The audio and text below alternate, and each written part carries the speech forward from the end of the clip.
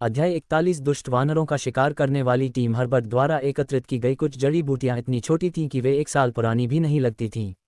ऐसी मुट्ठी भर जड़ी बूटियां शायद जीवन शक्ति क्रिस्टल के एक टुकड़े के बराबर भी न हों।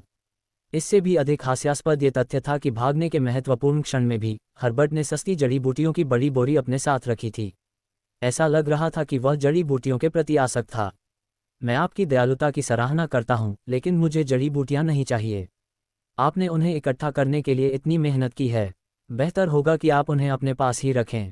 चूंकि देव ने उसकी जान बचाई थी, इसलिए हर्बर्ट उसे कुछ जड़ी बूटियां देकर अपना आभार व्यक्त करना चाहता था। उसे आश्चर्य हुआ कि देव ने मना कर दिया। जड़ी बूटियां सस्ती थीं क्योंकि वे जीवन शक्ति क्रिस्टल के कुछ टुकड़ों के बराबर ही थीं। हालांकि देव को लगा कि वे बेकार हैं, लेकिन हर्बर्ट को ऐसा नहीं लगा। ये सामग्री नो वेल्ड्रमा ऑग की है। अरे, लेकिन मेरे पास सिर्फ तुम्हारे लिए ये हैं। मेरे पास ज्यादा कुछ नहीं बचा है। हर्बर्ट शर्मिंदा था। उसे लगा कि देव और की उम्मीद कर रहा है। ठीक है, तुम आधा ले सकते हो, ये काफी है। अनिच्छा से हर्बर्ट ने बोरी का कोना पकड़ा और आधी जड़ी बूटियां जमीन पर डाल दीं। देव ने भौहें सिकोड़ी और सोचा, तुम बहुत अजीब हो। नहीं, शुक्रिया, मैंने कहा था कि मुझे कुछ नहीं चाहिए। देव ने अपना धैर्य खो दिया। आखिरकार हर्बर्ट को एहसास हुआ कि देव उन जड़ी बूटियों की कदर नहीं कर रहा था जिन्हें वह महत्व देता था। इस बारे में सोचने के बाद हर्बर्ट को एहसास हुआ कि देव को जड़ी बूटियां क्यों नहीं चाहिए थीं। पहले स्तर के शैतानी जानवरों से प्राप्त 2 कोर जो देव ने अभी अभी हासिल किए थे, वे 40 से ज्यादा महत्वपूर्ण ऊर्जा क्रिस्टल के बराबर थे, जबकि बोरी में मौजूद सभी जड़ी बूटियां ज्यादा मूल्यवान नहीं थीं। इसके अलावा अपने कौशल के साथ देव के लिए शैतानी जानवरों को मारना और उनके कोर प्राप्त करना मुश्किल नहीं था। वह अमीर होगा, शायद इसीलिए वह इन सस्ती जड़ी बूटियों को महत्व नहीं देता। हर्बर्ट की शर्मिंदगी गायब हो गई और वह प्रसन्न हुआ। आखिरकार देव की सहायता से उसे कुछ भी खर्च नहीं करना पड़ेगा। यार, तुमने मेरी जान बचाई। शायद मैं बाद में तुम्हारा कर्ज चुका सकूं। क्या मैं तुम्हारा नाम जान सकता हूं? हर्बर्ट ने पूछा। मेरा नाम देव है। तुम मुझे टिन कह सकते हो। अच्छा नाम, टिन। अब से मैं तुम्हारा भाई हूं। मैं अपनी जिंदगी तुम्हारी मदद करने में लगा दूंगा। हर्बर्ट ने अपने सीने पर हाथ रखकर ताली बजाए और गंभीरता से कहा। वैसे टिन, चूंकि तुम इतने कुशल हो, आप बंदर शिकार दल में क्यों शामिल नहीं होते? लोग कहते हैं कि 2 दुष्ट बंदर पृथ्वी आत्मा फल की रखवाली कर रहे हैं। पृथ्वी आत्मा फल। देव फल का नाम सुनते ही उसकी आंखें चमक उठीं। पृथ्वी आत्मा फल एक कीमती जड़ी बूटी थी जिसमें स्वर्ग और पृथ्वी से प्रचुर मात्रा में ऊर्जाएं थीं। ऐसा कहा जाता था कि एक एकल पृथ्वी आत्मा फल का प्रभाव 2 ऊर्जावर्धक अमृत के बराबर था, जबकि एक ऊर्जावर्धक अमृत 500 महत्वपूर्ण ऊर्जा क्रिस्टल के बराबर था। एक एकल पृथ्वी आत्मा फल की कीमत कम से कम 1500 महत्वपूर्ण ऊर्जा क्रिस्टल के बराबर थी। इसके अलावा परिष्कृत गोली मानव निर्मित थी। गोली रिफाइनर के विभिन्न तकनीकी स्तरों और शोधन प्रक्रिया में कुछ अपरिहार्य कारकों के कारण अमृत पर्याप्त शुद्ध नहीं थे और कमोबेश कुछ विषाक्त पदार्थ शामिल थे। जबकि परिष्कृत गोलियों का दीर्घकालिक उपयोग मार्शल आर्ट की खेती के लिए सहायक था, मानव शरीर में जमा होने वाले विषाक्त पदार्थ बाद में स्वास्थ्य समस्याओं का कारण बनेंगे। हालांकि हर्बल दवाएं अलग थीं। कई पौधों में कोई भी ऐसा तत्व नहीं होता था जो मानव शरीर के लिए हानिकारक साबित हो। कोई भी हर्बल दवाएं सुरक्षित रूप से ले सकता है और उनका प्रभाव मैन्युअल रूप से परिष्कृत गोलियों की तुलना में अधिक होगा। हालांकि उनका प्रभाव समान था, लेकिन प्राकृतिक हर्बल दवाएं परिष्कृत गोलियों की तुलना में अधिक महंगी थीं। 1500 महत्वपूर्ण ऊर्जा क्रिस्टल के टुकड़े निस्संदेह मेरे लिए एक महान भाग्य हैं, और एक पृथ्वी आत्मा फल की शक्ति एक ऊर्जा बढ़ाने वाले अमृत के बराबर है। अगर मैं कुछ फल चुन सकता हूं, तो मैं उन्हें बेच सकता हूं या उन्हें खा सकता हूं। इस विचार ने तुरंत देव को प्रेरित किया। क्या आपने इसके बारे में नहीं सुना है, टिन? ये खबर सूर्य संप्रदाय के बाहरी शिष्यों के बीच फैल रही है। मैंने सुना है कि 2 भयानक दूसरे स्तर के दुष्ट वानर फलों की रखवाली कर रहे हैं। ये कल साहसिक दल द्वारा खोजा गया था। उनका इरादा फलों को इकट्ठा करना था। हालांकि 2 दुष्ट वानरों ने टीम पर हमला किया। टीम का केवल एक आदमी भागने में सफल रहा, हर्बर्ट ने बताया। उसके हाव भाव से हर्बर्ट को पता चल गया कि देव को इस खबर में दिलचस्पी थी। उन्होंने आगे कहा, खबर सुनने के बाद कई बाहरी शिष्यों ने वानरों का सामना करने का फैसला किया, लेकिन घाटी में कदम रखने वाले ज्यादातर लोग 2 दुष्ट वानरों द्वारा मारे गए। जो बाल बच गए, वे इतने डर गए कि वे फिर कभी कोशिश नहीं करेंगे। अब बहुत कम लोग घाटी में जाने की हिम्मत करते हैं। ज्यादातर लोग चले गए हैं या दूर से देख रहे हैं। ऐसा कहा जाता है कि कई मजबूत बाहरी शिष्य बीस्ट माउंटेन में प्रशिक्षित लोगों को इकट्ठा कर रहे हैं। वे एक टीम बनाना चाहते हैं जिसे ईविल एप हंटिंग टीम कहा जाता है। टिन, मैंने तुम्हें 2 राक्षस कुत्तों को आसानी से मारते देखा। मुझे यकीन है कि तुम वानरों के शिकार में भाग लेने में सक्षम हो। घटना। हर्बर्ट को लंबी कहानियां सुनाने में मजा आता था। वह लोगों की तारीफ करने में भी माहिर था। आपने जो मेरे साथ साझा किया वह कल की खबर थी। ये संभव है कि अब तक वे फल ले चुके हों, देव ने कहा। इस विचार से उसका पिछला उत्साह शांत हो गया। अधिकांश बाहरी शिष्य नए लोग हैं जो हाल के वर्षों में सूर्य संप्रदाय में शामिल हुए हैं। वे बहुत मजबूत नहीं हैं। मुझे नहीं लगता कि वे इतने कम समय में पर्याप्त लोगों को इकट्ठा कर सकते हैं। हर्बर्ट ने बोलते हुए अपने होठों को सिकोड़ लिया। लेकिन चिंता यह है कि यह खबर सूर्य संप्रदाय के अधिकारियों तक पहुंच जाएगी। अगर उन्हें पता चलेगा तो वे निश्चित रूप से पृथ्वी आत्मा के फल इकट्ठा करने के लिए एक प्रबंधक भेजेंगे। ये कीमती जड़ी बूटियां और गोलियां आमतौर पर आंतरिक शिष्यों या मुख्य शिष्यों को दी जाती हैं। बाहरी शिष्य इनका आनंद लेने के हकदार नहीं हैं। इसलिए हमें जल्दी से कार्य करने की आवश्यकता है। एक बार जब प्रबंधक आ जाएगा तो दुष्ट वानरों का शिकार करने वाली टीम केवल खड़ी होकर देख सकेगी, हर्बर्ट ने कहा। हर्बर्ट के अनुनय ने काम किया। देव को अब लगा कि उसने जो कहा था वह उचित था। वे वास्तव में कहाँ हैं? देव ने पूछा। टिन, शैतानी जानवर का कोर बहुत सुंदर था और आपने 2 एकत्र किए हैं। क्या मैं एक नज़र देख सकता हूँ कृपया? हर्बर्ट ने निर्लजता से अनुरोध किया। देव ने हर्बर्ट के भाव देखकर समझ लिया कि उसका क्या मतलब था। वह उन 2 राक्षस कुत्तों के कोर पर नज़र गड़ाए हुए है जिन्हें मैंने मारा था। देव ने हर्बर्ट को घूर कर देखा। अपनी अभिव्यक्ति के बावजूद देव ने हर्बर्ट के बारे में बुरा नहीं सोचा। इसके विपरीत उसे हर्बर्ट के प्रति सहानुभूति महसूस हुई। यहाँ आप हैं। देव ने हर्बर्ट की ओर 2 बीस्ट कोर फेंके। सच में, हर्बर्ट दंग रह गया जब देव ने उसे 2 बीस्ट कोर दिए। वह अपनी प्रशंसा व्यक्त करना चाहता था लेकिन अवाक रह गया। देव ने अप्रत्याशित रूप से उसे दोनों बीस्ट कोर देने के लिए काफ़ी उदारता दिखाई थी। मुझे जल्दी बताओ, देव ने कहा। हर्बर्ट की प्रतिक्रिया देखकर उसने अपनी भौहें सिकोड़ लीं। ऐसा लग रहा था जैसे उसने अभी अभी बहुत सारा धन अर्जित किया हो। हर्बर्ट ने खुशी से जवाब दिया, इसे ढूंढना आसान है। उनका स्थान यहाँ से 10 मील पश्चिम में है। टिन, तुम न केवल मार्शल आर्ट में मजबूत हो बल्कि अपने व्यवहार में उदार और शूरवीर भी हो। मेरा मानना है कि तुम्हारी संभावनाओं की कोई सीमा नहीं है। अगर भविष्य में तुम्हें किसी मदद की ज़रूरत हो तो बस मुझे बता देना। मैं अच्छी तरह से सूचित हूँ। हर्बर्ट को खुशी महसूस हुई जब वह अपने हाथ में 2 बीस्ट कोर के साथ खेल रहा था। उसने कभी नहीं सोचा था कि एक दिन वह 2 बीस्ट कोर की ऊंची कीमत पर जानकारी बेचेगा। जब उसने ऊपर देखा, देव आगे जंगल में गायब हो गया था। बीस्ट माउंटेन के पश्चिम की ओर एक कटोरे के आकार की घाटी खड़ी पर्वत श्रृंखलाओं के बीच छिपी हुई थी। घाटी पूरे साल घने पेड़ों से ढकी रहती थी। नतीजतन ये गहरा और अंधेरा दिखता था। घाटी के प्रवेश द्वार पर विरल पेड़ों के साथ एक खुला घास का मैदान था। 1 दर्जन युवक और युवतियां वहां एकत्रित हुए थे। कुछ बैठे थे जबकि अन्य खड़े थे। उनमें से प्रत्येक के चेहरे पर गर्व भरी मुस्कान थी। वे थोड़े घबराए हुए भी लग रहे थे, जैसे कि वे किसी चीज का इंतजार कर रहे हों। दूर घास के मैदान के किनारे कई लोग योद्धाओं से बात कर रहे थे और ईर्ष्या से देख रहे थे। ये सन सेक्ट के बाहरी शिष्य थे। पृथ्वी आत्मा फल प्राप्त करने का वादा उन सभी के लिए अपने जीवन को जोखिम में डालने के लिए पर्याप्त था। दुष्ट वानरों का शिकार करने वाली टीम दुष्ट वानरों को मारने के लिए घाटी में प्रवेश करने की तैयारी कर रही थी। यह अन्य शिष्यों के लिए भी एक बड़ी घटना थी। भले ही वे दुष्ट वानरों का शिकार न कर सकें, लेकिन शिष्य देखने का अवसर नहीं छोड़ेंगे। दुष्ट वानरों का शिकार करने वाली टीम में सबसे मजबूत बाहरी शिष्य शामिल थे जिन्होंने बीस्ट माउंटेन प्रशिक्षण में भाग लिया था। मजबूत की हर हरकत हमेशा कमजोरों का ध्यान आकर्षित करती थी। अध्याय 42 ठीक समय पर घाटी के प्रवेश द्वार के सामने जंगल में पिछले 2 दिनों में जो लोग यहाँ एकत्र हुए थे वे सभी दुष्ट वानरों का शिकार करने वाली टीम के थे, सिवाय उन कई लोगों के जो बाहरी शिष्यों से बहुत ताकत से परिचित थे और उन्होंने कहीं और रहने का फैसला किया ताकि वे देख सकें कि दृश्य कैसे सामने आता है। उनकी ताकत उन शिष्यों के बीच बिल्कुल शीर्ष स्तर पर थी जो अनुभव और कठोरता प्राप्त करने के लिए बीस्ट माउंटेन आए थे। दुष्ट वानरों का शिकार करने वाली टीम का एक सदस्य जंगल में आगे पीछे चलते हुए अधीर होता हुआ दिखाई दे रहा था। उसका शरीर मजबूत था और उसकी पीठ पर विशाल बैंगनी सोने के हथौड़ों की एक जोड़ी के साथ वह भयंकर लग रहा था। मुझे लगता है कि कोई और नहीं आ रहा है। वे सभी लोग काय हैं। हम सीधे घाटी में जाकर उन 2 दुष्ट वानरों को खुद ही मार सकते हैं, फिर उन पृथ्वी आत्मा फलों को काट सकते हैं।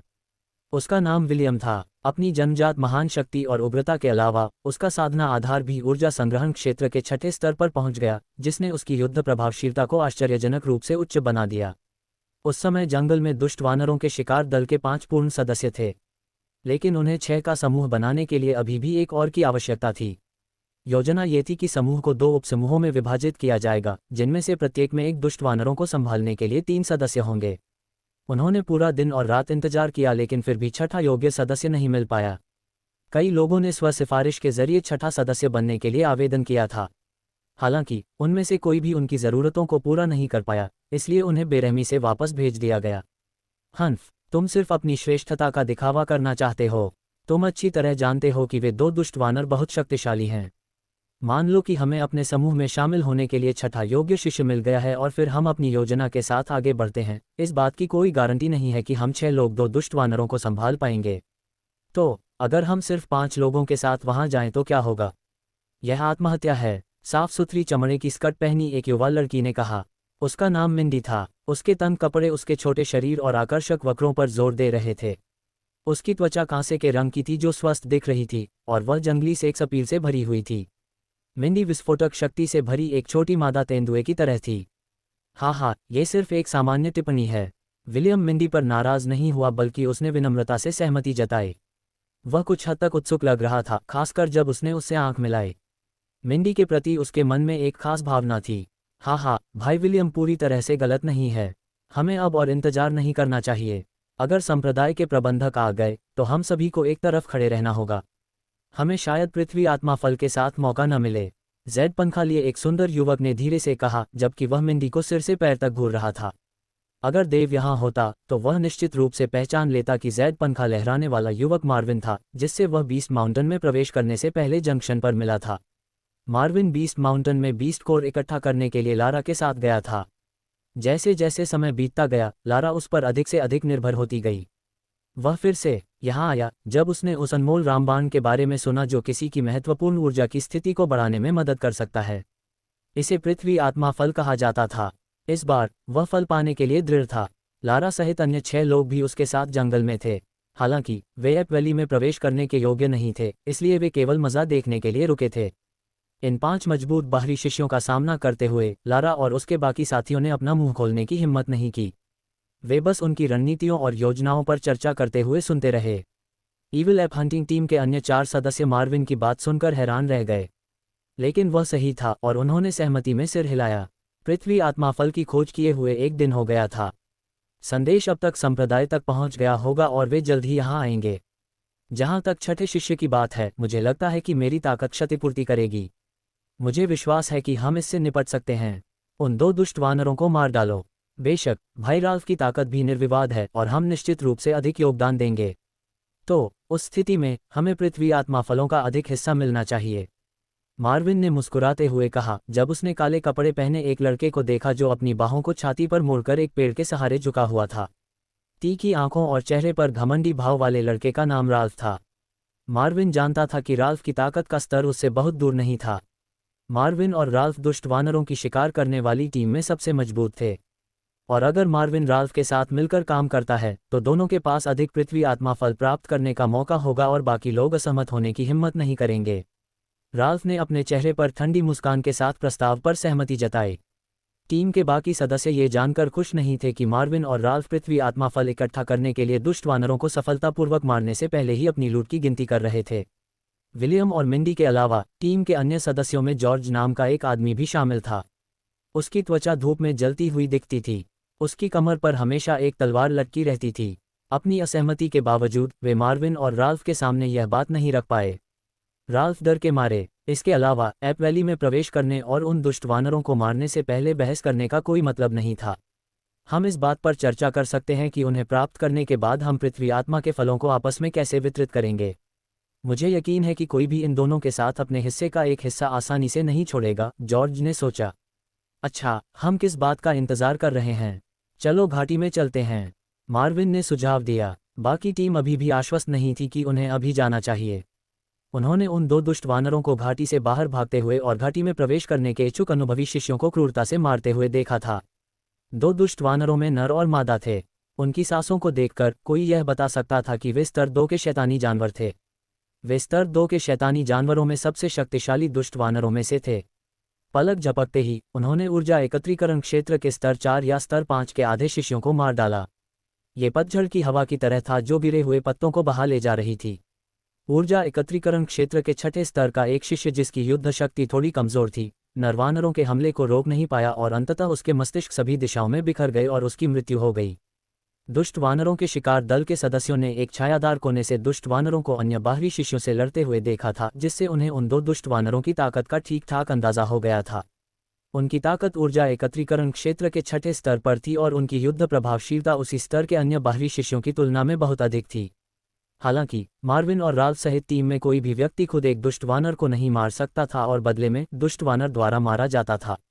यदि उनमें से दो दुष्ट वानर से मिलते तो वे बच सकते थे और तुरंत भागने का मौका पा सकते थे। यदि उपसमूह में इस स्तर पर ताकत वाले 3 शिष्य होते तो योजना बेहतर काम कर सकती थी। ये सफलता का वादा नहीं कर सकता, लेकिन कम से कम उनके पास एक मौका तो होगा। यही कारण था कि उन्होंने 6 लोगों की टीम बनाने के लिए इतने समय तक इंतजार किया। हालांकि उन्होंने उस योजना को छोड़ दिया और संप्रदाय के लोगों के आने और सभी पृथ्वी आत्मा फलों को ले जाने के डर से केवल 5 लोगों के साथ आगे बढ़ने का फैसला किया। घाटी से भागने वाले पहले बाहरी शिष्य के अनुसार घाटी में कमोबेश 20 पृथ्वी आत्मा फल थे। इन फलों का आदान प्रदान 20,000 या 30,000 महत्वपूर्ण ऊर्जा क्रिस्टल के लिए किया जा सकता था, और एक बाहरी शिष्य के लिए कई सौ महत्वपूर्ण ऊर्जा क्रिस्टल होना पहले से ही एक भाग्य था। एक व्यक्ति जिसके पास 1,000 से अधिक महत्वपूर्ण ऊर्जा क्रिस्टल हैं, उसे पहले से ही एक धनवान माना जा सकता है। ऐसा लग रहा था जैसे उनके सामने 20,000 या 30,000 महत्वपूर्ण ऊर्जा क्रिस्टल के बराबर नकदी की एक बड़ी राशि रखी गई थी। पुरस्कार पर अपनी नजरें गड़ाए हुए दुष्ट वानरों के शिकार दल के 5 सदस्य घाटी में जाने के लिए तैयार थे। उनके लालच ने उनके तर्क को मात दे दी, इसलिए खतरों के बावजूद वे घाटी में गए और दुष्ट वानरों को मारने में अपनी किस्मत आजमाई। ठीक है, अन्य 4 ने मार्विन से सहमति जताई। सभी को नमस्कार, मैं यहाँ दुष्ट वानरों के शिकार दल के लिए आवेदन करने आया हूँ। मुझे उम्मीद है कि मैं बहुत देर से नहीं आया हूँ।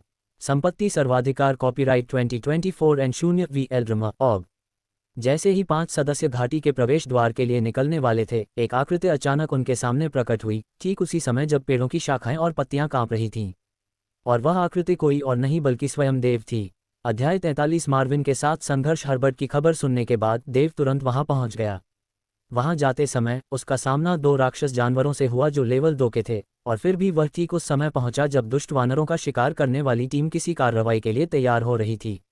जब देव उनके सामने आया तो वे सभी हैरान रह गए। हालांकि कुछ भी कहने के बजाय उन्होंने देव की ओर संदेह भरी नज़र से देखा। वे देव से सावधान थे, क्योंकि उसकी असली ताकत का पता नहीं था। ये बहुत पहले की बात नहीं है जब टीम ने बहुत से कम उपलब्धि वाले लोगों को शामिल होने से मना कर दिया था। कमज़ोर सदस्यों को शामिल करना कोई मतलब नहीं रखता था, जबकि उन्हें असली ताकत वाले लोगों की ज़रूरत थी।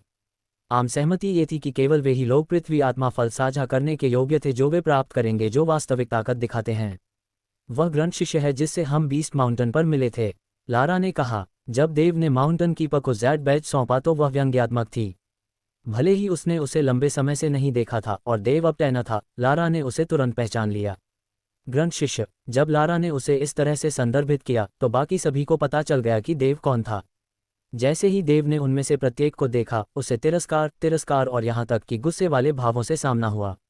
मार्विन ने देव के प्रति जो तिरस्कार महसूस किया वह किसी से छिपा नहीं था, क्योंकि उसने व्यंग्यात्मक रूप से कहा, लड़के, तुम क्या सोचते हो कि हम यहाँ किस लिए हैं? कोई खेल खेलने के लिए? हम शैतानी जानवर को मारने जा रहे हैं। शैतानी जानवर? क्या तुम जानते भी हो कि वह क्या है? हो, क्या तुम्हें डर नहीं है कि वे दुष्ट वानर तुम्हें एक ही बार में काट लेंगे? मार्विन ने देव को तिरस्कारपूर्वक देखा। यहाँ से चले जाओ और हमें अकेला छोड़ दो, विलियम ने गुस्से से कहा और उसने देव की दिशा में अपनी बड़ी हथेली को तिरस्कारपूर्वक लहराया। राल्फ ने देव को ठंडी निगाह से देखा लेकिन कुछ नहीं बोला। मिंडी और अन्य लोगों ने भी देव का मजाक उड़ाया। जाहिर है वे सभी सोचते थे कि देव मूर्ख है और उसे नहीं पता कि क्या हो रहा है। वे 5 सबसे मजबूत बाहरी शिष्य थे, इसलिए वे अपमानित थे कि एक मूर्ख शिष्य खुद को उनके साथ शामिल होने के लिए पर्याप्त अच्छा समझता था। तुम हमारे साथ जुड़ना चाहते हो? वाह, अपने आप को देखो, तुम एक घिनौने शिष्य के अलावा कुछ नहीं हो। तुम सिर्फ छोटे मोटे कामों के लिए ही अच्छे हो।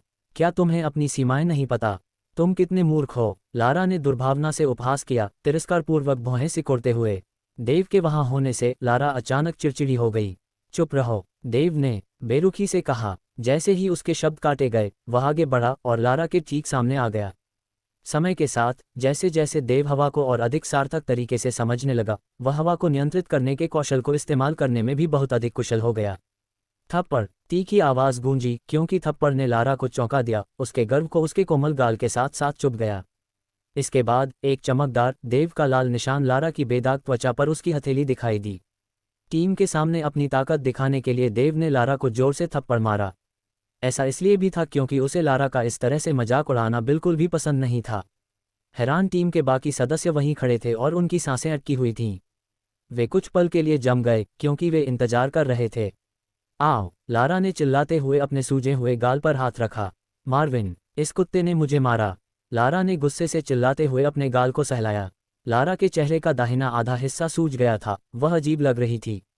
चूंकि मार्विन ने हमेशा लारा को अपनी औरत माना था, इसलिए वह ये देखकर गुस्से में था कि एक मूर्ख शिष्य ने हाथ उठाकर उसकी औरत पर वार करने की हिम्मत की, और इससे भी बुरी बात यह है कि उसने ये सब टीम और उसके सामने किया। मार्विन की प्रतिक्रिया उसके स्वभाव से अलग थी। उसने उसे डराने वाली नज़र से देखा और दांत पीसते हुए कहा, अच्छा, तुम्हें ऐसा करने का पछतावा होगा। अपने जेड फैंग को एक झटके से मोड़कर मार्विन ने उसे एक छोटी छड़ी में बदल दिया। पलक झपकते ही मार्विन के शरीर से तीव्र ऊर्जा प्रवाहित हुई। जैसे ही शक्ति बढ़ी, अदृश्य दबाव ने क्षेत्र को भर दिया और मार्विन के सफ़ेद कपड़े ऊपर उठ गए, जिससे वह भूत जैसा दिखाई देने लगा। जैसे ही उसने मार्विन की ऊर्जा की ताकत को बढ़ता हुआ महसूस किया, देव का चेहरा गंभीर और गंभीर हो गया और उसकी आंखें सिकुड़कर पतली हो गईं। यह महसूस करते हुए कि मार्विन से निकलने वाली ऊर्जा एकत्रीकरण क्षेत्र में 8वें स्तर की थी, देव ने सोचा, मार्विन ने पहले ही वह स्तर हासिल कर लिया है।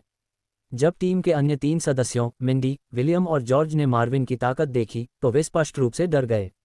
भले ही वे जानते थे कि मार्विन अधिक शक्तिशाली है, लेकिन उन्हें तब तक एहसास नहीं हुआ कि वह कितना अधिक शक्तिशाली है। राल्फ ने मार्विन को घूरते हुए स्तब्ध होकर देखा। फिर भी देव को इससे कोई फर्क नहीं पड़ा कि मार्विन कितना शक्तिशाली था। वह खुद को साबित करने के लिए वहां था, इसलिए वह पीछे नहीं हटेगा। इसके अलावा भले ही वह पीछे हटना चाहता हो, उसे पता था कि यह समूह उसे उसके किए से बचने नहीं देगा। शश, चमड़े की म्यान पर धीरे धीरे धातु की खरोंच की आवाज आई जब देव ने अपनी कमर पर लटकी तलवार निकाली। उसने ब्लेड उठाया और धीरे धीरे मार्विन की ओर इशारा करते हुए उबे हुए अंदाज में कहा, मुझे खेद है, लेकिन मैंने जो किया है उसका मुझे पछतावा नहीं होगा। समूह बहुत हैरान था जब उन्होंने देखा कि देव अभी भी निडरता से पेश आया और खीरे की तरह शांत खड़ा था, चाहे मार्विन कितना भी डराने वाला क्यों न हो। यह उनके लिए हैरान करने वाला था कि यह विनम्र शिष्य कितना बेशर्मी से पेश आ रहा था। जबकि अन्य लोगों को उसका व्यवहार अजीब लगा, देव ने कहा कि शांत व्यवहार और उदासीन अभिव्यक्ति ने मार्विन को बहुत परेशान कर दिया। जैसे जैसे उसका गुस्सा बढ़ता गया, हवा और तेज होती गई। यह मार्विन के चारों ओर एक उन्माद में घूमती रही और पत्तियों और टहनियों को उड़ाती रही, जैसे कि यह एक बवंडर की तरह हिंसक रूप से घूम रही हो। मार्विन के चारों ओर हवा उसकी ऊर्जा के बल से बढ़ी और मजबूत होती गई जब तक कि 2 फीट का क्षेत्र अशुभ अराजकता का भंवर नहीं बन गया, जिसके केंद्र में एक क्रोधित मार्विन था। एक बर्फीली ठंड दर्शकों के बीच से गुजरी और वे थोड़ा कांप गए क्योंकि उनके बाल और कपड़े तेज बवंडर में गुस्से से फड़फड़ा रहे थे। उन्हें अचानक देव के लिए तरस आ गया। देव को मार्विन को इस तरह से भड़काने की क्या जरूरत थी? ये स्पष्ट था कि उसका भाग्य बहुत बुरा होगा। ये सामग्री नो वेल्ड्रमा ऑग की है। नहीं, कोई बात नहीं। जब तुम नरक में जाओगे तो तुम अपने किए पर विलाप कर सकते हो। मार्विन ने जबरदस्ती अपने जैद पंखे को उठाने से ठीक पहले जहरीले ढंग से चिल्लाया जैसे कि वह एक भाला हो। मार्विन की ऊर्जा से प्रेरित होकर लंबा भाला एक भयंकर ड्रैगन में बदल गया जैसे ही वह देव की ओर उड़ा। शक्तिशाली बल ने तुरंत देव को घेर लिया।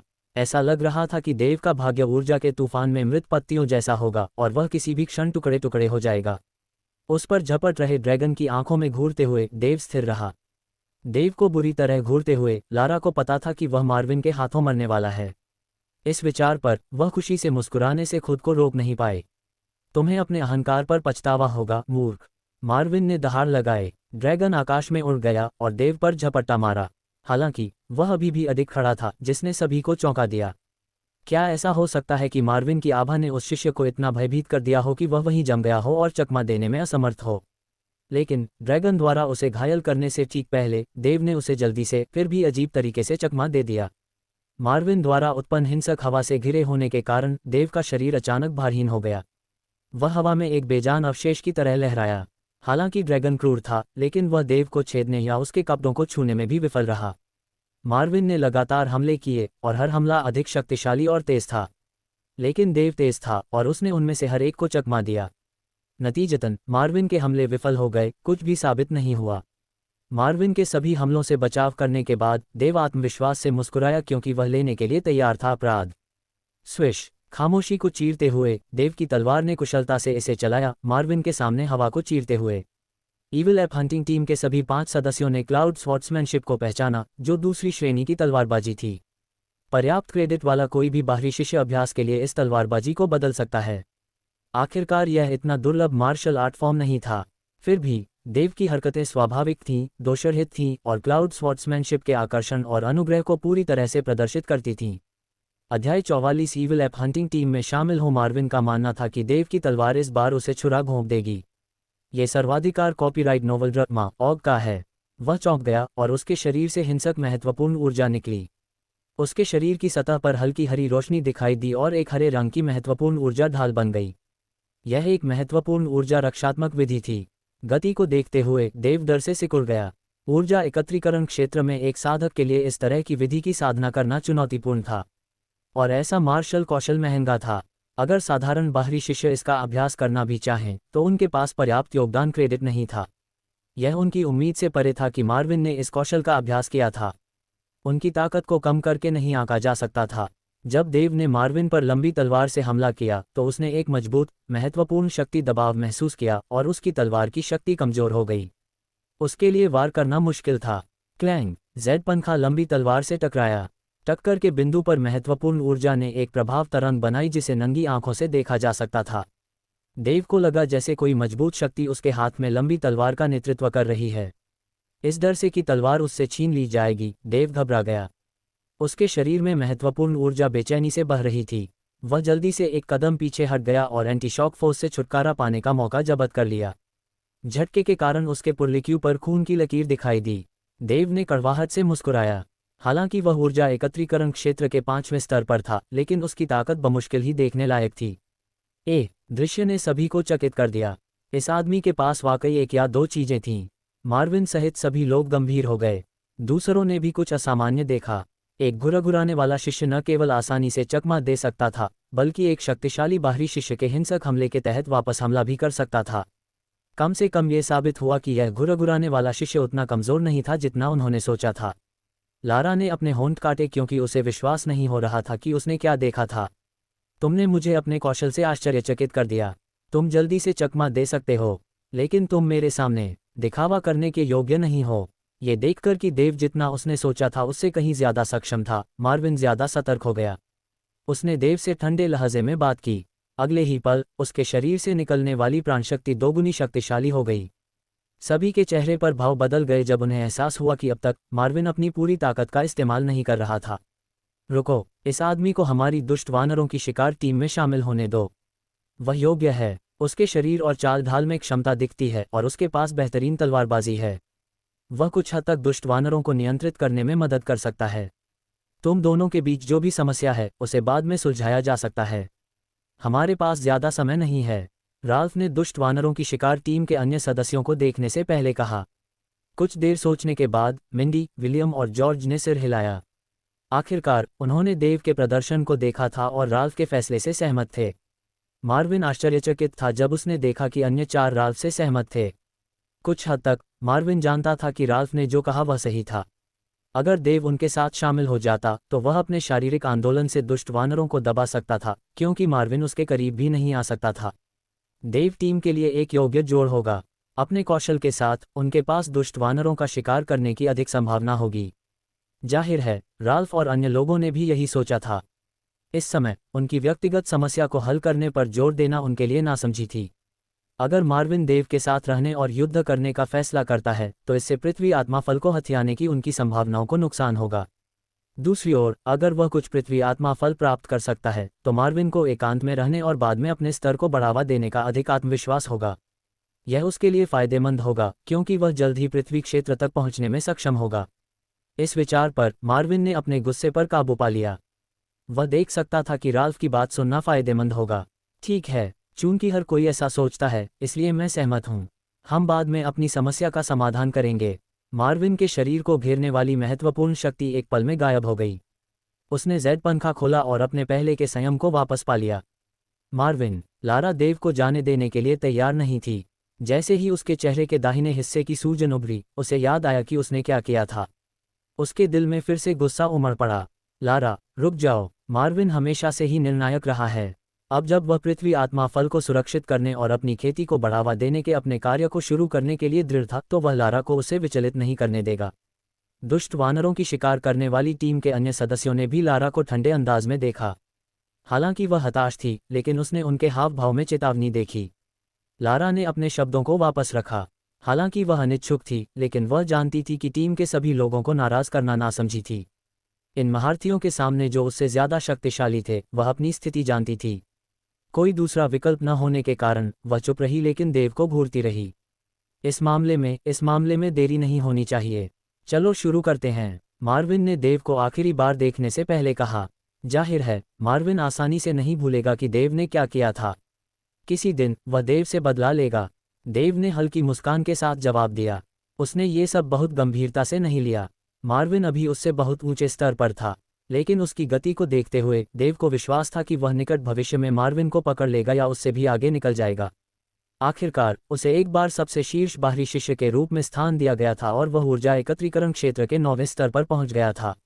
मार्विन अब अधिकतम 8वें स्तर पर था। मार्विन देव को कैसे धमका सकता था? शुरू करने के लिए उत्सुक दुष्टवानर शिकार दल के प्रत्येक सदस्य घाटी में चले गए।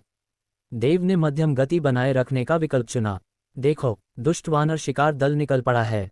ऐसा लगता है कि जो आदमी देर से आया था उसे स्वीकार कर लिया गया। देख रहे शिष्य उत्साहित थे और जोर से टिप्पणी कर रहे थे। उनकी आवाज में प्रशंसा थी।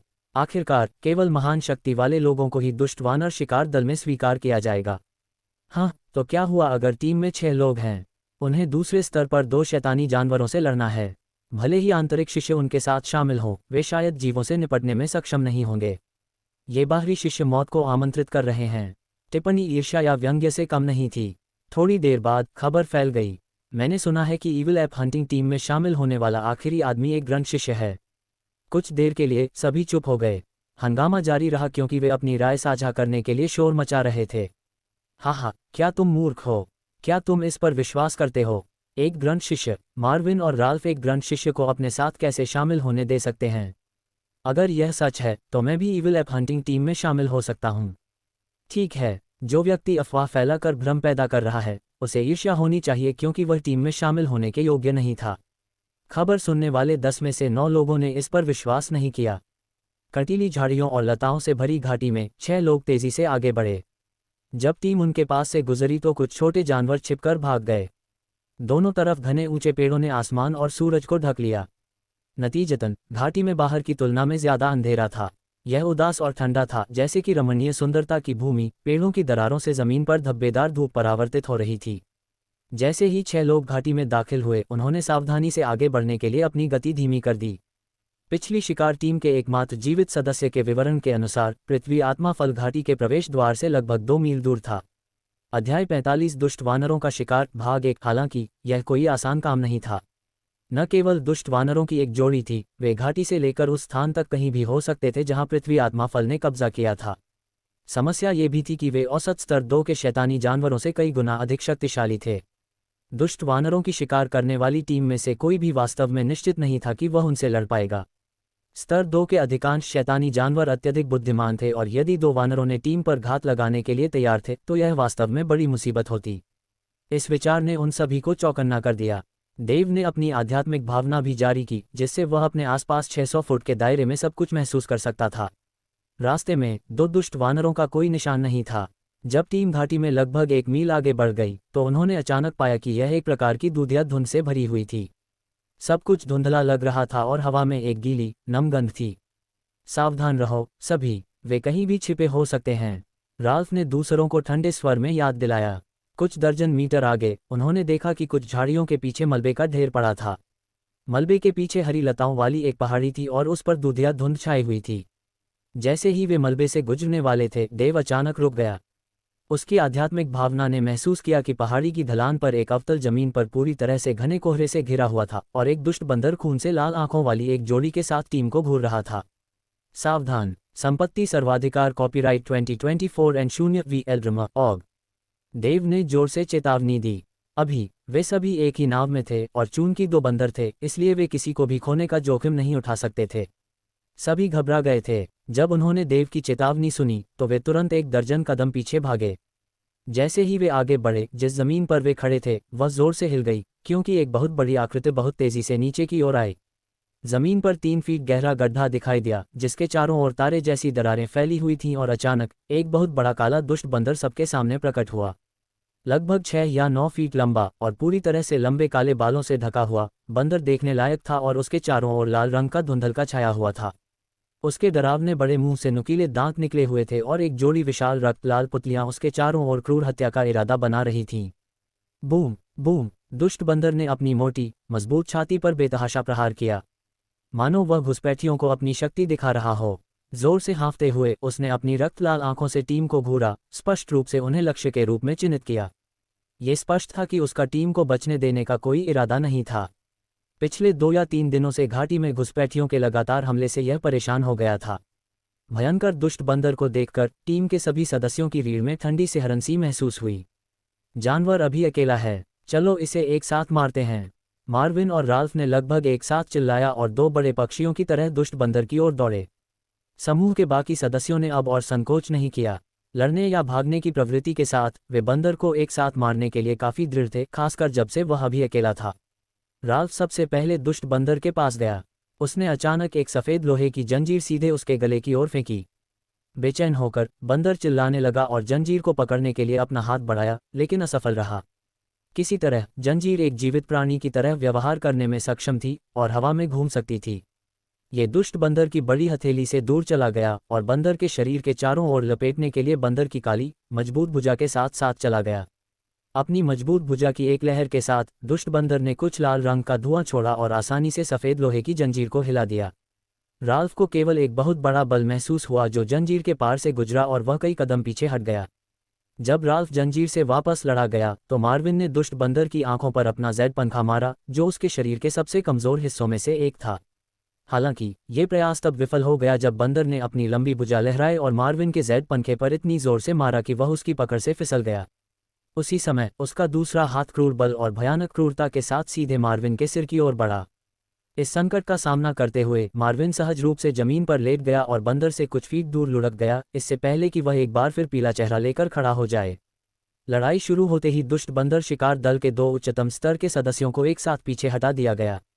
बंदर की भयानक शक्ति से हर कोई चौंक गया, और अगर कोई चीजों पर गौर करे तो मार्विन की स्थिति और भी खराब लग रही थी। हालांकि इसका मतलब यह नहीं था कि राल्फ मार्विन से ज्यादा शक्तिशाली था। ये केवल इसलिए था क्योंकि राल्फ के हथियार ने उसे थोड़ा फायदा पहुंचाया था।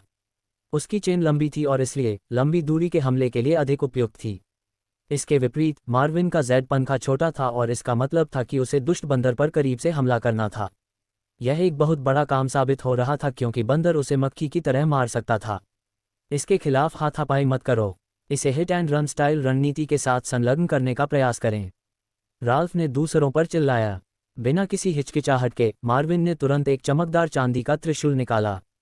यह एक आध्यात्मिक हथियार था। जैसे ही मार्विन ने अपना चांदी का त्रिशूल लहराया, यह एक नर्म महत्वपूर्ण ऊर्जा प्रकाश के साथ चमक रहा था। उस चमकदार चमक से सभी ने तुरंत पहचान लिया कि यह एक आध्यात्मिक हथियार था। चूंकि आध्यात्मिक हथियार बेहद दुर्लभ थे, इसलिए उन्होंने अनुमान लगाया कि यह स्तर 1 का निम्न श्रेणी का आध्यात्मिक हथियार था। आध्यात्मिक हथियारों ने लड़ाई में साधकों के लिए एक महत्वपूर्ण भूमिका निभाई। देव ने मार्विन के त्रिशूल पर अपनी उत्सुक आंखों को टिकाए हुए अपनी लार निगल ली। वह लंबे समय से एक आध्यात्मिक हथियार के लिए तरस रहा था, लेकिन स्तर 1 का निम्न श्रेणी का आध्यात्मिक हथियार भी उसके लिए एक विलासिता थी। त्रिशूल निकालने के बाद मार्विन बहुत अधिक आश्वस्त हो गया और दुष्ट वानर की ओर दौड़ा। टीम के बाकी लोगों ने भी जानवर को घेर लिया। समूह में 6 लोग थे और वे सभी हमला करने के अवसर की तलाश में उसके चारों ओर भाग रहे थे। अपने शरीर से पूरी तरह बौने समूह से घिरे हुए बंदर को हर तरह के हमले का सामना करना पड़ा। उसने अपनी बड़ी हथेलियों से भीड़ पर पागलों की तरह ताली बजाई, जिससे शॉक वेव के कारण सब कुछ अस्त व्यस्त हो गया। पत्थरों को कुचलकर टुकड़े टुकड़े कर दिया गया और कई पत्थर के टुकड़े समूह की ओर उड़ते हुए पाए गए। कुछ ही देर में बंदर पर हथौड़े, कृपाण, तलवार, त्रिशूल और जंजीर से हमला हो चुका था और हवा में पहले से ही बहुत सारी महत्वपूर्ण ऊर्जा भर चुकी थी। हालांकि किसी ने भी उसके हमले का सामना करने की हिम्मत नहीं की। वे सभी चकमा देने की कोशिश करते रहे और भले ही वे बच निकले, वे वानर से बच नहीं सके, फिर भी उन्होंने उसके हमले का प्रतिरोध किया। वे सभी 6 पहले से कहीं ज्यादा एकजुट थे क्योंकि वे जानते थे कि उनके मौके पहले से ही बहुत कम थे और अगर उनमें से एक भी चोटिल हो गया तो सफलता उनसे और भी दूर हो जाएगी। इसके अलावा न केवल वे पृथ्वी आत्मा के फल पाने में विफल रहेंगे, बल्कि उन्हें बेरहमी से मार भी दिया जाएगा। इसके अलावा शायद कहीं और एक और दुष्ट वानर छिपा हुआ था, जो किसी भी समय उन पर हमला करने के लिए तैयार था। इसलिए जैसे ही कोई संकट में होता, दूसरे उसे बचाने की पूरी कोशिश करते। अध्याय 46 दुष्ट वानरों का शिकार भाग 2। देव ने अपनी आध्यात्मिक भावना को सक्रिय किया और तुरंत दुष्ट वानर की सटीक हरकतों को जान लिया। वह आसानी से सभी दिशाओं से उसके हमले को पहचान सकता था। पवन नियंत्रण कौशल के साथ वह हवा में एक पत्ते की तरह काफी तेजी से आगे बढ़ा, बाएं से दाएं चमक रहा था, जैसे कि वह गायब हो रहा था और फिर से प्रकट हो रहा था। नतीजतन वह 6 में से सबसे अधिक शांत था। अपनी चमकती तलवार को लहराते हुए देव ने कुशलतापूर्वक और सहजता से क्लाउड स्वॉर्ड्समैनशिप का प्रदर्शन किया, लगातार 1 दर्जन से अधिक बार बंदर पर वार किया। और हर बार दुष्ट बंदर के मांस के खुरदरे हिस्से पर वार किया गया, जिससे घावों से खून बहने लगा। इस दृश्य ने मार्विन और राल्फ सहित सभी को प्रभावित किया, क्योंकि उन्होंने अभी तक बंदर पर वार नहीं किया था। उन्होंने बस बंदर के हमले को चकमा दिया। देव के हमलों ने दुष्ट बंदर को बहुत नुकसान नहीं पहुंचाया, लेकिन कम से कम वह परेशान हो गया। उसके अलौकिक शारीरिक चाल कौशल ने उसे असामान्य रूप से चुस्त और तेज होने में सक्षम बनाया। आखिरकार दुष्ट बंदर ने देव को अपना सबसे बड़ा खतरा मानना शुरू कर दिया। ओह! दुष्ट बंदर ने एक गगनभेदी दहाड़ लगाई और काली ऊर्जा उसके विशाल पंजों के चारों ओर तेजी से इकट्ठा हुई। इसने अस्थायी रूप से दूसरों पर अपना हमला छोड़ दिया और अपना ध्यान देव पर केंद्रित कर दिया। दुष्ट बंदर की भयानक शक्ति को महसूस करते हुए देव चमक गया और दुष्ट बंदर के बाईं ओर चला गया। लेकिन दुष्ट वानर ने उसका पीछा करना शुरू कर दिया। उसने मुड़कर फिर से देव पर हमला किया। देव की ओर आने वाली शक्तिशाली ऊर्जा ने उसकी जीवन शक्ति को थोड़ा स्थिर कर दिया और उसे सुचारू रूप से प्रवाहित नहीं होने दिया। देव कराह उठा, क्योंकि उसे आश्चर्य हुआ कि दुष्ट वानर ने उसका पीछा क्यों किया। बाकी पांचों को एहसास होने लगा कि क्या हो रहा है। राल्फ जल्दी से दुष्ट वानर की पीठ पर चढ़ गया। जैसे ही वह उसकी पीठ पर उतरने वाला था, उसने अपने हाथों में सफ़ेद चेन लहराए और तुरंत उसे पीछे से वानर की गर्दन के चारों ओर लपेट दिया। दुष्ट वानर में भले ही बहुत ताकत थी, लेकिन वह शारीरिक चाल ढाल में कमजोर था। जैसे ही सफ़ेद चेन वानर के गले में लपेटी गई, वह सिकुड़ गई और अपने आप कस गई। इस बिंदु पर टीम के बाकी सदस्यों ने कार्रवाई की। विलियम ने अपना हथौड़ा उठाया और उसे दुष्ट वानर के सिर पर पटक दिया। मिंडी ने अपना खंजर उठाया और वानर के बाएं सीने पर झपट्टा मारा। जॉर्ज ने अपनी तलवार ली, जिसमें बाघ की हल्की दहाड़ थी, और उसने वानर की दाहिनी पसली काट दी। इस अवसर का लाभ उठाते हुए कि दुष्ट वानर केवल देव का पीछा कर रहा था, अन्य पांचों ने अपने हथियार पकड़े और वानर के महत्वपूर्ण अंगों पर हमला किया। एक बड़ा खतरा महसूस करते हुए दुष्ट वानर ने फिर से दहाड़ लगाई और तुरंत उसके शरीर का आकार दोगुना हो गया। उसके चारों ओर लाल और काले रंग का धुआं तेजी से भाग गया और काली ऊर्जा तेजी से उसकी सतह पर इकट्ठा हो गई। दहाड़ इतनी तेज थी कि सभी के कान का पर्दा लगभग फट गया। दुष्ट वानर ने अपने 2 विशाल पंजों से उनके हथियारों पर प्रहार किया। विलियम के बैंगनी और सुनहरे हथौड़े पर चोट लगी और वह पास की एक चट्टान से जा टकराया। चोट इतनी जोरदार थी कि उसने मुंह से खून थूका और तुरंत पीला पड़ गया। जॉर्ज की तलवार पर भी चोट लगी और उसकी मूठ इतनी जोर से हिली कि उसकी दाहिनी हथेली से खून बहने लगा। तलवार उसके हाथ से छूटकर जमीन में जा धंसी। मिंडी ने दुष्ट बंदर के हमलों को देखा और एक झटके में किनारे की ओर भागी। फिर भी बंदर का विशाल पंजा अभी भी उसके कंधे को छूने में कामयाब रहा। उसके पंजे से जुड़ी शक्तिशाली ऊर्जा ने उसके कपड़े फाड़ दिए, जिससे उसके आकर्षक स्तनों का आधा हिस्सा दिखाई देने लगा, जिससे उसका चमकीला लाल स्तन रक्षक हल्का सा दिखाई देने लगा। भयंकर बल ने उसे चककर सीने में जकड़न और बीमार भी बना दिया। जब तीनों को पीछे धकेला गया तो देव को आखिरकार हमला करने का मौका मिल गया। वह पलक झपकते ही बंदर के सामने आ गया, अपनी तलवार लहराए और दुष्ट बंदर के गले पर वार किया। इस समय एक चमकदार सफ़ेद रोशनी की चमक, जो तेजी से घूमती हुई दुष्ट बंदर के दाहिने हिस्से पर गिर पड़ी। देव और मार्विन ने सही समय पर हमला किया। दुष्ट बंदर की गर्दन पर जंजीर बंधी हुई थी और वह स्वतंत्र रूप से नहीं घूम सकता था। इसके अलावा विलियम, जॉर्ज और मिंडी से लड़ने के बाद भी उसकी ताकत बहाल नहीं हुई थी, और अपने खुद के अनाड़ी शारीरिक चाल कौशल के कारण वह मार्विन और देव के हमलों से बच नहीं पाया। जैसे ही मार्विन ने अपना चांदी का त्रिशूल वापस लिया, दुष्ट बंदर के दाहिने हिस्से से खून की एक धारा बह निकली और उसकी आधी आंतें बाहर निकल गईं। भले ही मार्विन का चांदी का त्रिशूल एक निम्न श्रेणी का आध्यात्मिक हथियार था, लेकिन यह असामान्य रूप से शक्तिशाली था। और चूंकि पेट दुष्ट वानर के शरीर का कोमल अंग था, इसलिए चांदी के त्रिशूल ने उसे नुकसान पहुंचाया। उसी समय देव की तलवार ने वानर के शरीर के चारों ओर की काली ऊर्जा को छेद दिया और उसके गले को छेद दिया। अचानक खून की एक धारा बह निकली। उस समय देव की प्राणशक्ति ऊर्जा संग्रह क्षेत्र के 5वें स्तर पर ही थी और उसकी तलवार साधारण लोहे की बनी थी। अगर देव के हाथ में कोई आध्यात्मिक हथियार होता तो उसका वार दुष्ट वानर की गर्दन को छेद देता। वानर का राक्षसी स्वभाव उसके शरीर पर 2 भारी वारों से जागृत हो गया। उसने अपना सिर आसमान की ओर उठाते हुए कराहते हुए कहा। फिर उसने अपने 2 विशाल पंजों से उसके गले की जंजीर पकड़ ली और उसे उन्मत्तता से घुमाया। राल्फ चौंक गया, पतंग की तरह उछल गया और एक चट्टान से टकरा गया। चौंक कर उसने जंजीर छोड़ दी और कई बार जमीन पर लौटने लगा जब तक कि वह आखिरकार रुक नहीं गया। दुष्ट वानर ने बहुत प्रयास किया, उसके दाहिने पार्श्व और गर्दन पर घावों से और अधिक रक्त बहने लगा। उसके दाहिने पार्श्व की लंबी आंत भी जमीन पर गिरती रही। भीड़ बहुत खुश थी। अगर वानर का इसी तरह खून बहता रहा तो उसके मरने की संभावना थी। दुष्ट वानर चिल्लाता रहा और जंजीर को बेतहाशा लहराता रहा, जिससे वह पवनचक्की की तरह दिख रहा था और अपने दुश्मनों पर एक बड़े रथ की तरह खुद को फेंक रहा था। देव को अचानक एहसास हुआ कि वानर क्या कर रहा था। उसने चिल्लाया, यह अपने साथी को बुला रहा है, इसे मार डालो सब लोग, जल्दी करो। ये सुनकर दूसरे चौंक गए और उन्हें याद आया कि घाटी में 2 दुष्ट वानर थे, लेकिन अब तक वे केवल एक से मिले थे और दूसरा अभी तक नहीं दिखा था। ये पता चला कि हाल ही में प्रशिक्षण के लिए घाटी में घुसने वाले शिष्य 2 दुष्ट वानरों की तुलना में कमजोर थे। 2 दुष्ट वानरों ने दर्जनों मजबूत शिष्यों को आसानी से हरा दिया था और इस तरह घाटी में प्रवेश करने वाले मानव साधकों को तुच्छ समझा था। वहां एक नर और एक मादा दुष्ट वानर थे। नर दुष्ट वानर घाटी के प्रवेश द्वार पर रुका रहा ताकि किसी भी इंसान को अंदर घुसने से रोका जा सके, जबकि मादा दुष्ट वानर ने पृथ्वी आत्मा फल की रखवाली की। जब नर दुष्ट वानर देव और 5 अन्य लोगों से मिला तो उसने उन्हें बहुत गंभीरता से नहीं लिया और सोचा कि वह लड़ाई के बाद उन्हें मार सकता है या भगा सकता है। ये कभी नहीं सोचा था कि ये मानव साधक असाधारण रूप से शक्तिशाली थे और इस प्रकार यह गंभीर रूप से घायल हो गया। 2 दुष्ट वानरों के दिल आपस में जुड़े हुए थे। जैसे ही नर दुष्ट वानर दहाड़ता था, घाटी की गहराई में मादा वानर को तुरंत इसका आभास हो जाता था, इसलिए वह नर वानर को बचाने के लिए दौड़ पड़ती थी। अपने विशाल शरीर के साथ घाटी को गड़गड़ाहट के साथ हिलाते हुए घास और पेड़ टूट गए और उसके रास्ते में धुआं उठ रहा था। जानवर और पक्षी परेशान थे। कोई भी ये बता सकता था कि घाटी के हिलने पर जो आवाजें आ रही थीं उससे जानवर भी दुष्ट वानरों से डर रहे थे। टीम ने तुरंत हलचल को महसूस किया और जान गई कि दूसरा दुष्ट वानर आ रहा है। लेकिन डरने के बजाय वे बहुत खुश थे और इस बात से खुश थे कि 2 दुष्ट वानरों को शुरू में ही अलग कर दिया गया था।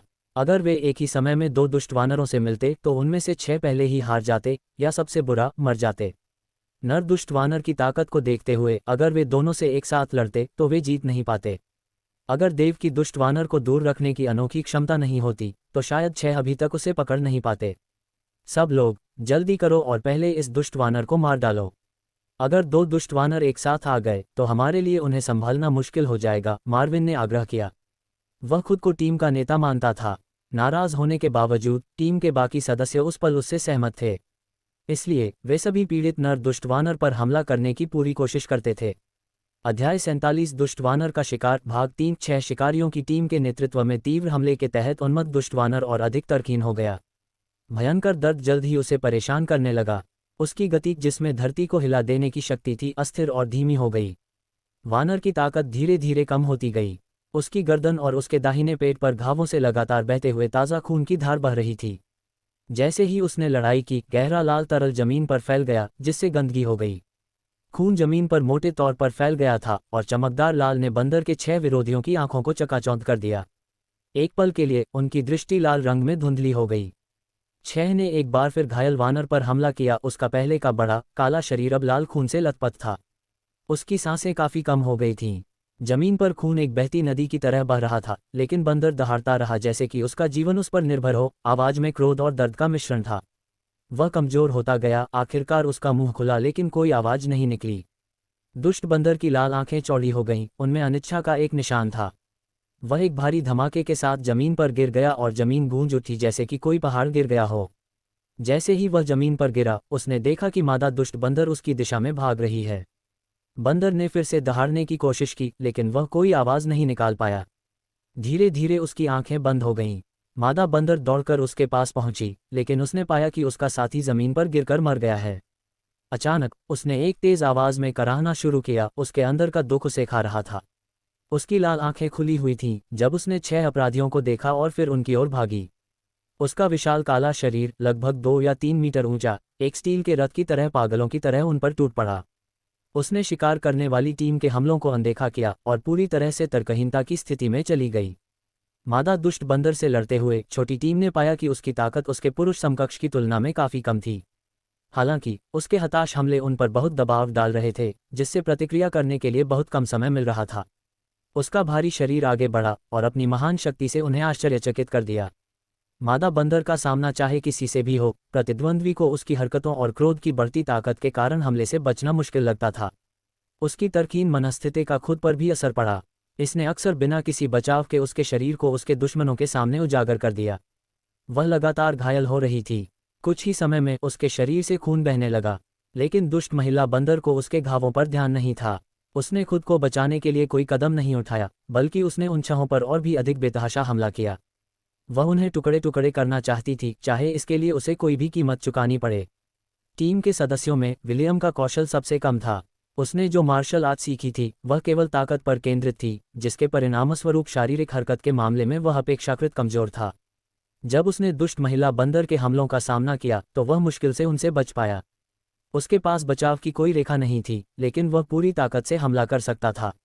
हालांकि उसकी ताकत दुष्ट बंदर से कम थी। जब उसका बैंगनी सोने का हथौड़ा उसकी छाती पर लगा तो वह भी उसकी हथेली से दूर चला गया।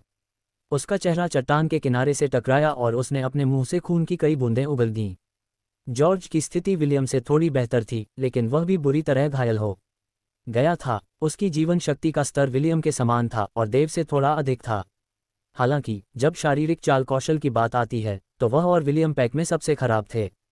घेराबंदी के दौरान महिला दुष्ट बंदर ने उसका चाकू छीन लिया था। उसने अपनी हथेली से चाकू पकड़े हुए उसके दाहिने हाथ को पकड़ लिया और उसे 2 टुकड़ों में तोड़ दिया। नीचे देखते हुए उसने देखा कि कोहनी पर उसकी हड्डी का सफ़ेद भाग दिखाई दे रहा था। इससे भी बुरी बात यह थी कि बंदर ने उसके चाकू को भी 2 टुकड़ों में विभाजित कर दिया था। जॉर्ज और विलियम की स्थितियों की तुलना में डेव बहुत बेहतर कर रहा था। भले ही उसकी जीवन शक्ति का स्तर सभी में सबसे कम था, लेकिन उसने जो पवन कमांडिंग कौशल दिखाया वह जबरदस्त था और वह दुष्ट वानर के भयंकर हमलों से आसानी से बचने में कामयाब रहा। उसके तूफान जैसे हमले जितने हिंसक थे, डेव के लिए उन्हें चकमा देना उतना ही आसान था। उसका वायु कमांडिंग कौशल मूल रूप से हवा के एहसास से काम करता था। राल्फ के पास उसकी लोहे की चेन थी, जो एक लंबी दूरी का हमला करने वाला हथियार था, जो सुरक्षित रूप से सुरक्षित था और पागल दुष्ट वानर की पहुंच से बहुत दूर था। उसकी जीवन शक्ति और साधना आधार का स्तर केवल मार्विन से कम था और वह अब तक किसी भी जोखिम भरी स्थिति में नहीं आया था। मार्विन जीवन शक्ति और साधना आधार के उच्चतम स्तर पर था और उसके शारीरिक आंदोलन कौशल को देव के बाद दूसरे स्थान पर रखा जा सकता था। इन कारकों को ध्यान में रखते हुए उसकी समग्र शक्ति टीम में सबसे अधिक थी। वह महिला दुष्ट वानर के खिलाफ लड़ाई में काफ़ी शांत दिख रहा था। मार्विन भी जब भी मौका मिलता वानर पर हमला करने के लिए उत्सुक था, क्योंकि वह जल्द ही लड़ाई खत्म करने के लिए उत्सुक था। आखिरकार उसे जितनी जल्दी हो सके पृथ्वी आत्मा फल प्राप्त करना था। एक बार जब वह पृथ्वी आत्मा फल प्राप्त कर लेता तो वह तब तक साधना करने के लिए एकांत में चला जाता जब तक कि उसकी महत्वपूर्ण ऊर्जा अंततः पृथ्वी क्षेत्र के स्तर तक नहीं पहुंच जाती। मिंडी में विलियम और जॉर्ज दोनों की तुलना में महत्वपूर्ण ऊर्जा का स्तर अधिक था। उसके शारीरिक आंदोलन कौशल भी तुलनात्मक रूप से चुस्त थे और वह तेंदुए की तरह तेज थी। वह अपने पतले पैरों की अच्छी उछाल के कारण बहुत ऊंचाई तक कूद भी सकती थी। जब दुष्ट वानर ने उस पर हमला किया तो वह दाएं और बाएं कूद गई। उसके बाल खुले हुए थे और उसकी पोशाक लगभग फटी हुई थी। हालांकि वह खतरे में होने के बावजूद वानर के हमलों को चकमा देने में कामयाब रही। लड़ाई कुछ समय तक चली। राल्फ ने देखा कि महिला दुष्ट वानर बार बार घायल हो जाती थी और उसके अंतहीन घावों से खून बहना बंद नहीं होता था। वह अभी भी उन पर भयंकर हमले जारी रखने के लिए काफ़ी हताश और अथक थी, लेकिन उसकी गति लड़खड़ाने लगी थी। वह अपने पैरों पर उतनी स्थिर और उतनी शक्तिशाली नहीं दिख रही थी जितनी वह पहली बार उनका सामना करने पर थी। ये स्पष्ट था कि बंदर की ऊर्जा समाप्त होने के कगार पर थी। राल्फ ने इस बदलाव को अनदेखा नहीं किया। उसने दुष्ट बंदर को फंसाने के लिए अपने पिछले तरीके का इस्तेमाल करने का फैसला किया। वह चुपके से उसके पीछे गया और अपनी चेन उस पर फेंक दी। चेन ने बंदर की गर्दन के चारों ओर एक भयंकर गति से खुद को लपेट लिया, जैसे कि वह अपने आप में एक जीवित प्राणी हो। महिला दुष्ट बंदर ने अपनी 2 बड़ी हथेलियों से चेन को खींचते हुए पीछे मुड़ी। राल्फ ने महसूस किया कि बल उसके ऊपर खींच रहा है। अनजाने में ही उसने अपना शरीर उसकी दिशा में घुमाया। उसने जितना भी प्रयास किया वह इस बल का विरोध नहीं कर सका और अनजाने में ही दुष्ट बंदर की ओर भाग गया। थोड़ा चौंककर राल्फ का दाहिना हाथ ठंडा हो गया। उसकी हथेली में एक तेज खंजर निकला, जिसे उसने फिर दुष्ट बंदर की घंटी जैसी दाहिनी आंख में घुसा दिया। ऐसा करने के पीछे उसका मूल उद्देश्य केवल खुद को बचाना था। हालांकि उसे आश्चर्य हुआ कि दुष्ट महिला बंदर ने उसके हमले को टाला नहीं। इसके बजाय वह स्थिर खड़ी रही और खंजर को अपनी आंख में घुसने दिया। वह अचंभित थी। जल्द ही उसकी लाल आंख से खून के छींटे जमीन की ओर बहने लगे, जिससे उसके काले चेहरे पर लाल रंग का एक लंबा निशान रह गया।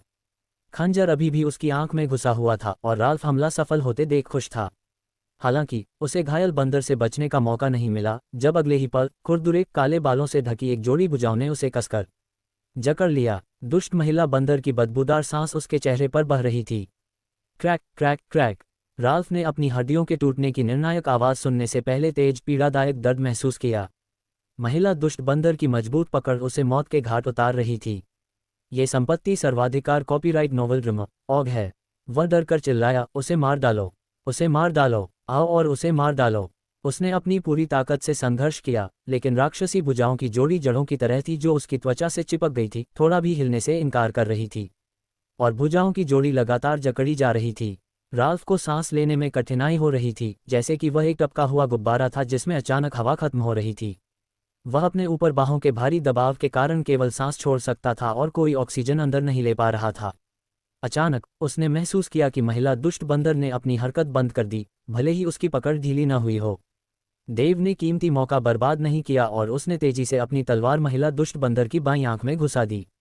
मार्विन और मिंडी भी अपने हथियारों के साथ आगे बढ़े।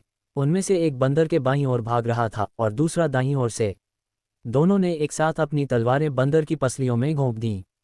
एक बार बंदर का विशाल शरीर एक छिद्रित पानी की थैली की तरह ढीला हो गया और उसके शरीर से खून बहने लगा। जैसे ही टीम ने घावों से अपनी तलवारें निकाली, बंदर का खून उड़ते हुए तीरों की तरह कई धाराओं में बह गया, जो पहले से ही मृत नर दुष्ट बंदर के लाल खून के साथ मिल गया। चारों ओर की पूरी जमीन लाल खून से लथपथ थी। अब भी मादा दुष्ट बंदर ने राल्फ पर अपनी पकड़ नहीं छोड़ी थी। राल्फ ने खुद को छुड़ाने के लिए अपनी पूरी ताकत लगाई, लेकिन यह व्यर्थ था। वह महसूस कर सकता था कि बंदर बिना रुके उसके जीवन को निचोड़ रहा था। कुछ क्षण बीत गए और राल्फ को ऐसा लगा कि वह लगभग बेहोश हो गया है, क्योंकि दुनिया उसकी दृष्टि में धुंधली होने लगी थी। उसके आसपास का माहौल शांत हो गया था, लेकिन उसके कानों में उसकी बिखरी हड्डियों की स्पष्ट आवाज़ गूंज रही थी। उसे नहीं पता था कि उनमें से कितनी टूटी हुई थीं। सौभाग्य से दुष्ट बंदर लगातार खून बहने के कारण कमज़ोर होता गया। उसकी सांस हल्की होती गई, लेकिन आखिरकार वह बंद हो गई।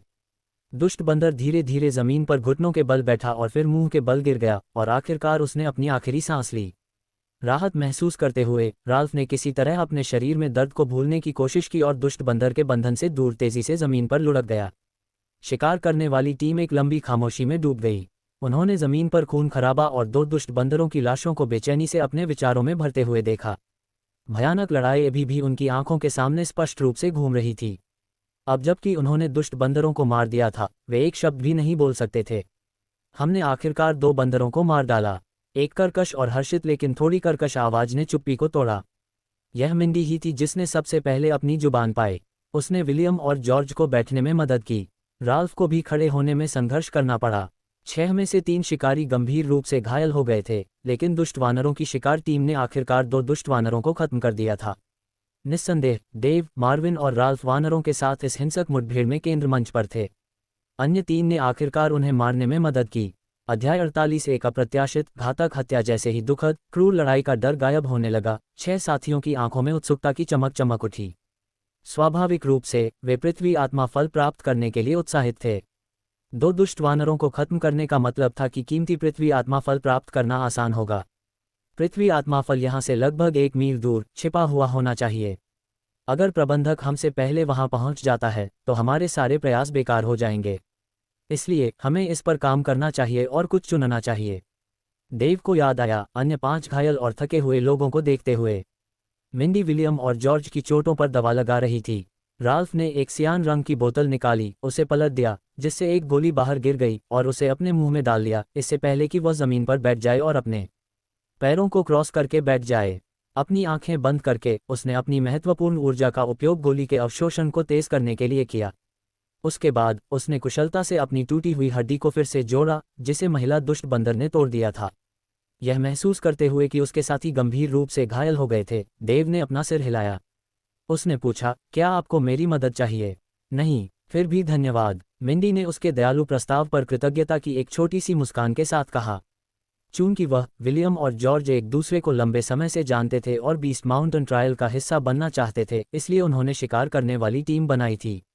कुछ शिष्यों ने 5-6 के समूह बनाने का विकल्प चुना, जबकि अन्य में 1 दर्जन से अधिक सदस्य शामिल थे।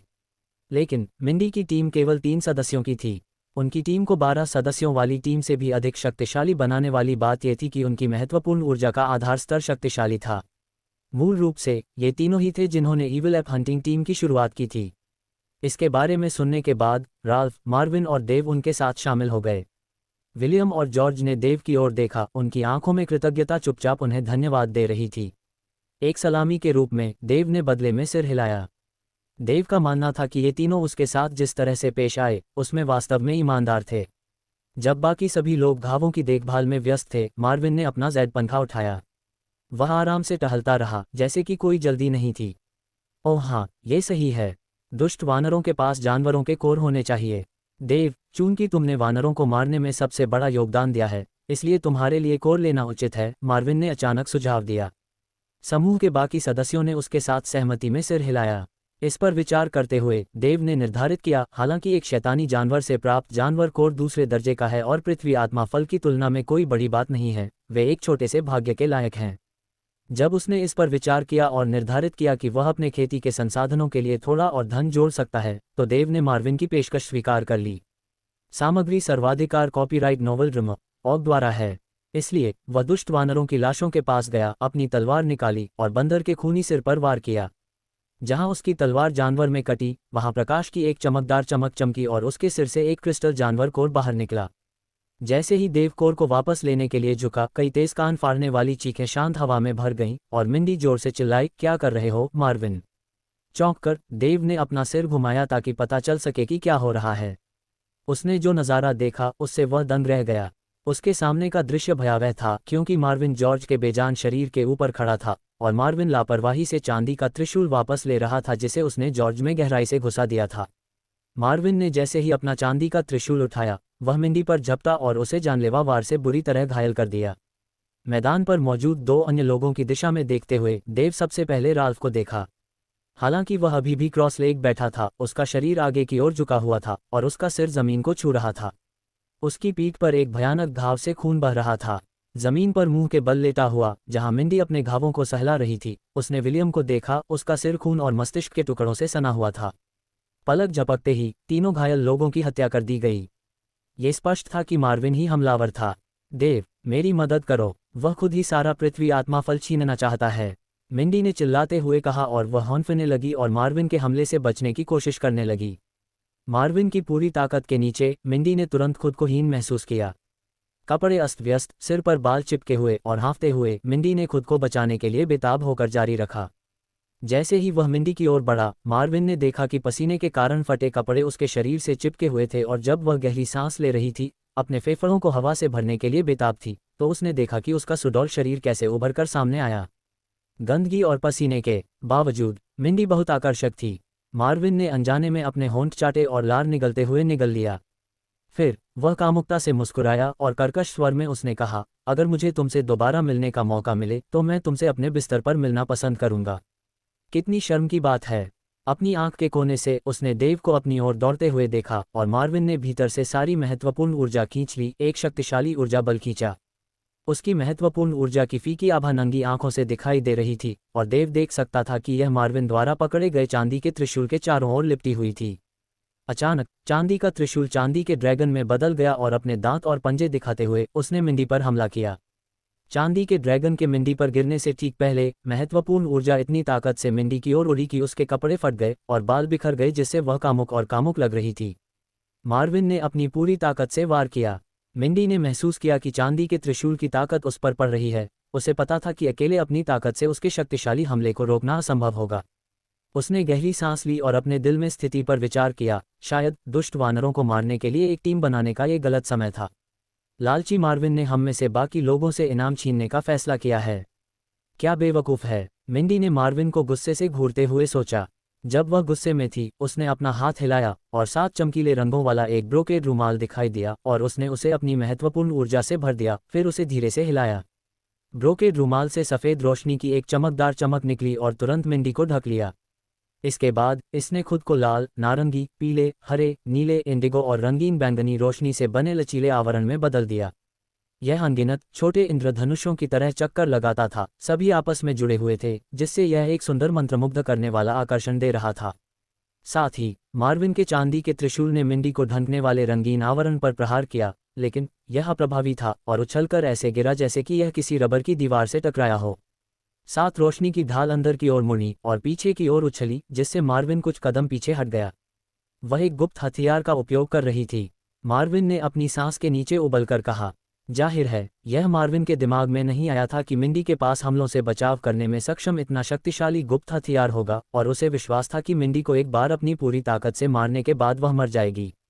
उसने अनुमान लगाया कि गुप्त हथियार की शक्ति के कारण मिंडी को मारने के लिए बहुत अधिक ऊर्जा की आवश्यकता होगी। ये स्पष्ट था कि गुप्त हथियार के साथ भी वह मिंडी की शक्ति के बारे में ज्यादा नहीं सोचता था। जैसे ही वह मुड़ा, मार्विन ने देव को देखा। ये देखकर कि देव कितनी तेजी से और फुर्ती से आगे बढ़ रहा था, मार्विन ने पहले उसे मारने का फैसला किया। भागो देव, वह तुम्हारे लिए बहुत शक्तिशाली है, मिंडी ने चिंतित होकर चेतावनी दी। शिकार अभियान के दौरान उसे देव के बारे में अच्छी भावना थी। देव को थोड़ा आश्चर्य हुआ क्योंकि मिंडी ने गुप्त रक्षात्मक हथियार निकाला। क्या हो रहा है? अचानक सभी के पास गुप्त हथियार हैं। वे कब से सभी के लिए लोकप्रिय हो गए? देव ने आश्चर्य व्यक्त किया। मार्विन की जानलेवा आंखों में देखते हुए देव के होठों पर एक छोटी सी मुस्कान आ गई। तुम धन के विचार से इतने लालची हो जाते हो कि धार्मिकता भूल जाते हो और उसी संप्रदाय के शिष्यों का वध कर देते हो। क्या तुम्हें डर नहीं लगता कि संप्रदाय तुम्हारा शिकार करेगा? देव ने गुस्से से पूछा। मार्विन की हरकतों से देव को घृणा हुई। हा, मेरे संप्रदाय द्वारा शिकार किया गया? मार्विन ने अतिशयोक्तिपूर्ण और उन्मादपूर्ण तरीके से हंसते हुए पूछा, जैसे किसी ने कोई मजेदार चुटकुला सुनाया हो। बेटा, क्या तुम इतने भोले हो?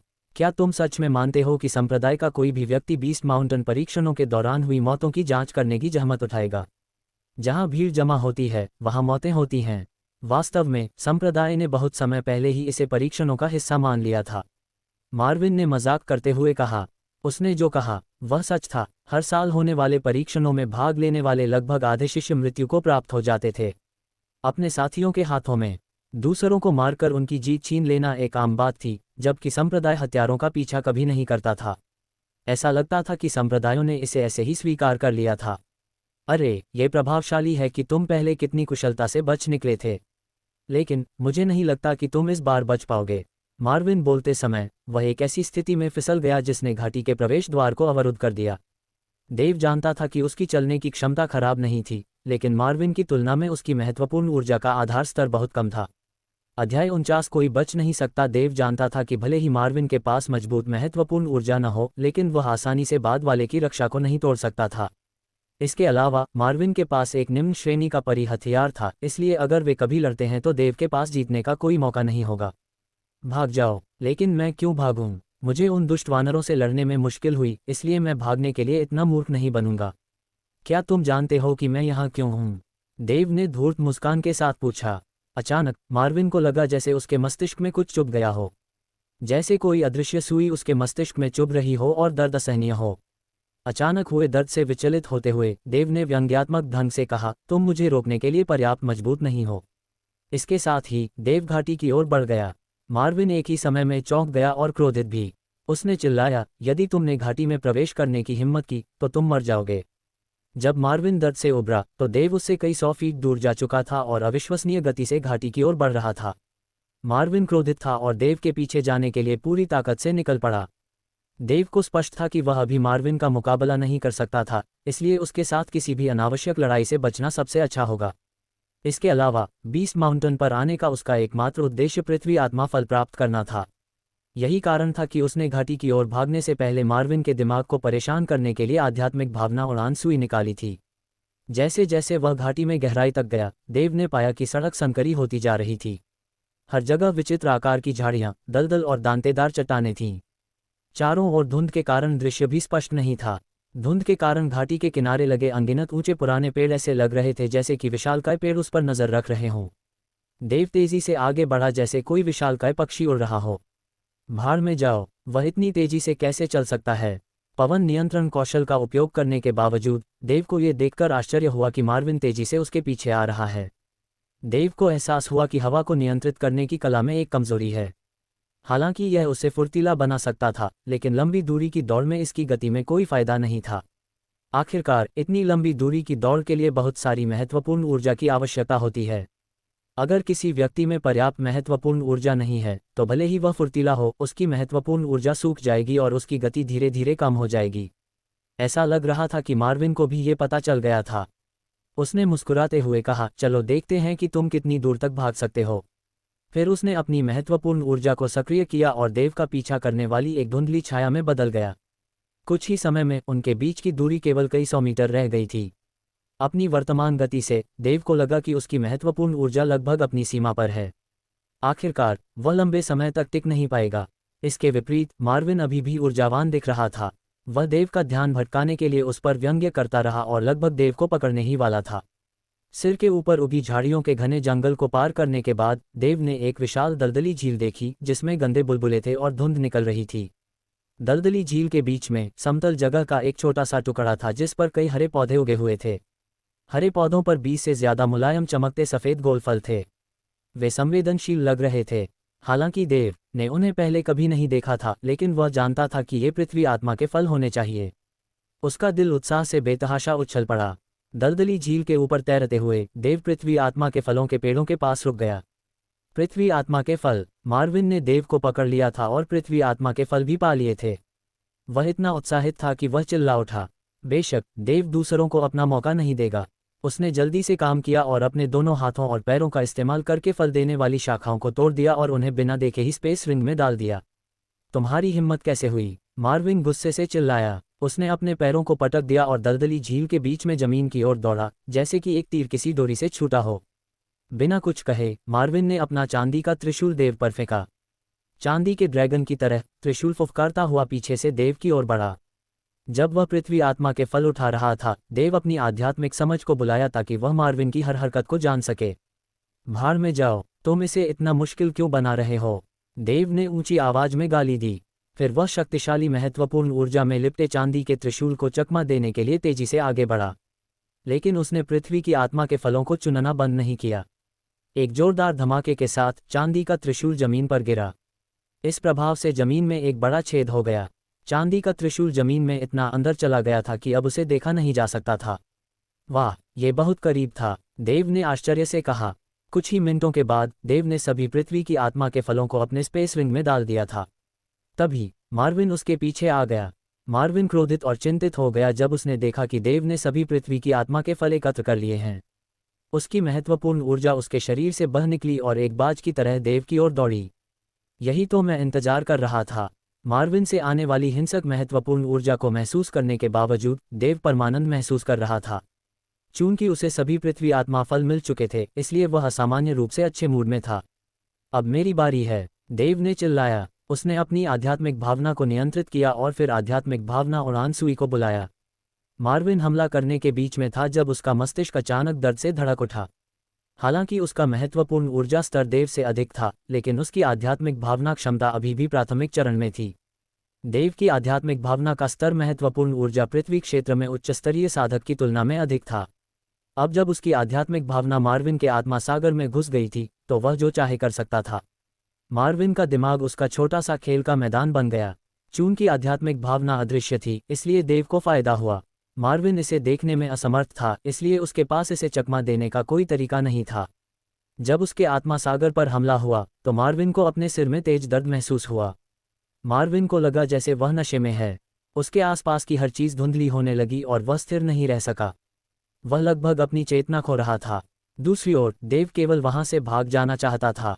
अब जब उसे सभी पृथ्वी आत्मा फल मिल गए तो वह मार्विन या किसी और के साथ लड़ाई में नहीं पड़ना चाहता था। उसने मार्विन को विचलित करने के लिए उस पर आध्यात्मिक भावना और आनसुई फेंकी और फिर पीछे देखे बिना घाटी के निकास की ओर भाग गया। हालांकि देव हो सकता है कि मार्विन को कम आंका गया हो। बाद वाले को इस तरह आसानी से विचलित नहीं किया जा सकता था और वह जानता था कि खुद को कैसे वापस लाया जाए। देव की आध्यात्मिक भावना उल्टी सुई द्वारा लाए गए दर्द से लड़ने के बजाय उसने खुद को शांत करने की कोशिश की और धीरे धीरे अपनी चेतना वापस पा ली।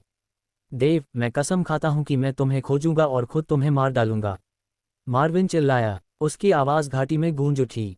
अचानक मार्विन का शरीर चांदी की रोशनी से ढक गया और वह उस दिशा में भाग गया जिस दिशा में देव गया था। मार्विन की अविश्वसनीय गति को महसूस करते हुए देव का चेहरा अचानक पीला पड़ गया, जैसे कि उसके शरीर का सारा खून निकल गया हो। उसने और अधिक महत्वपूर्ण ऊर्जा को बुलाया और पवन कमांडिंग कौशल को अपनी पूरी क्षमता तक सक्रिय किया। हालांकि चूंकि वह लंबे समय से भाग रहा था, इसलिए उसकी महत्वपूर्ण ऊर्जा लगभग अपनी सीमा पर थी। पवन कमांडिंग कौशल के लिए बहुत अधिक महत्वपूर्ण ऊर्जा की आवश्यकता थी। लेकिन चूंकि देव महत्वपूर्ण ऊर्जा साधना में ऊर्जा एकत्रीकरण क्षेत्र के केवल 5वें स्तर पर पहुंचा था, इसलिए एक मौका हो सकता है कि वह इस बार कौशल का प्रभावी ढंग से उपयोग न कर सके। दूसरी ओर मार्विन पहले ही उसी दायरे के 8वें स्तर पर पहुंच चुका था, और उनके दायरे में अंतर के कारण केवल कुछ घंटों में मार्विन पहले से ही देव को पकड़ रहा था। ये संपत्ति सर्वाधिकार कॉपीराइट नोवेल रिम ऑग है। क्या तुम सच में सोचते हो कि तुम मुझसे ऐसे ही भाग सकते हो, देव? भागने में अपना समय बर्बाद मत करो, क्योंकि तुम मुझसे कभी नहीं बच सकते। क्या तुम जानते हो कि अगर मैं तुम्हें पकड़ लूंगा तो मैं क्या करूंगा? मैं तुम्हारे मांस के टुकड़े टुकड़े कर दूंगा। मैं तुम्हें इस दुनिया में आने का पछतावा कराऊंगा, मार्विन ने धमकी दी। अध्याय 50 एक स्मार्ट डायवर्सन। जब मार्विन ने देखा कि देव और उसके बीच की दूरी कम हो रही है, तो वह बहुत खुश हुआ। देव को परेशान करने की कोशिश में कभी कभी मार्विन ने उसे ताना मारा। वाह, मार्विन एक दृढ़ निश्चयी व्यक्ति है, देव ने दृढ़ निश्चय किया। चूंकि वह इसे बदल नहीं सकता था, इसलिए उसने मार्विन को पूरी तरह से अनदेखा कर दिया और इसके बजाय भागने पर ध्यान केंद्रित किया। बेटा, तुम बच नहीं पाओगे, तुम्हें बस हार मान लेनी चाहिए। अगर तुम अभी धरती के आत्मा के फल दे दोगे तो शायद मैं तुम्हारी बेकार की जान बख्श दूंगा। तुम्हें मेरे धरती के आत्मा के फल चाहिए तो खुद जाकर उन्हें ले आओ, देव ने अपने कंधे पर से कहा और वह कांटेदार झाड़ियों की एक बड़ी कतार पर कूद गया। दूसरी तरफ उतरने के बाद देव को एहसास हुआ कि उसके शरीर की महत्वपूर्ण ऊर्जा जल्द ही समाप्त हो जाएगी। देव के पीछे से एक जोरदार धमाका हुआ, जिससे मार्विन के कांटों के बीच से गुजरने पर हवा में मोटी टहनियां और पत्तियां उड़ने लगीं। कांटेदार शाखाएं और टहनियां जो उसका रास्ता रोक रही थीं, टूटकर आसमान में चली गईं जब मार्विन की शक्तिशाली जीवन शक्ति उनसे टकराए। जैसे ही वह झाड़ियों के बीच से गुजरा, बीच में एक लंबा रास्ता बन गया।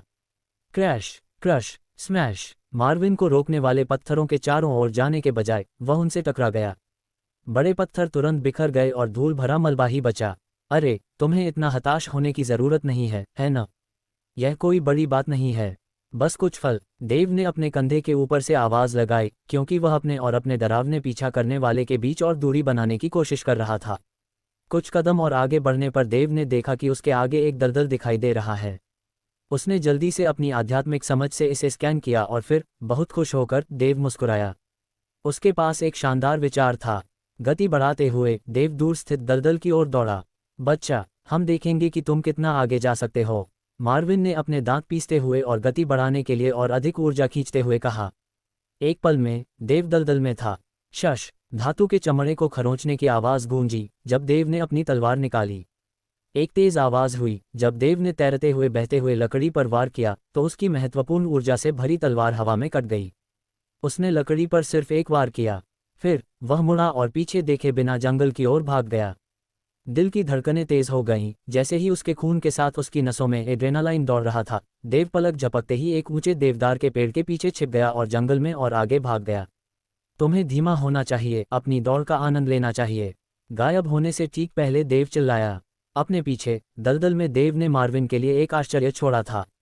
दहाड़, दलदल की गहराई से एक धीमी, घनी, लुढ़कती हुई आवाज आई। पानी के छींटे पड़ने के बाद एक ऐसी गड़गड़ाहट हुई जिसने दलदल से लेकर जंगल तक हर पत्ते को हिला दिया। पानी और कीचड़ हर दिशा में उड़ गए, क्योंकि लकड़ी में जान आ गई और वह ऊपर उड़ गई।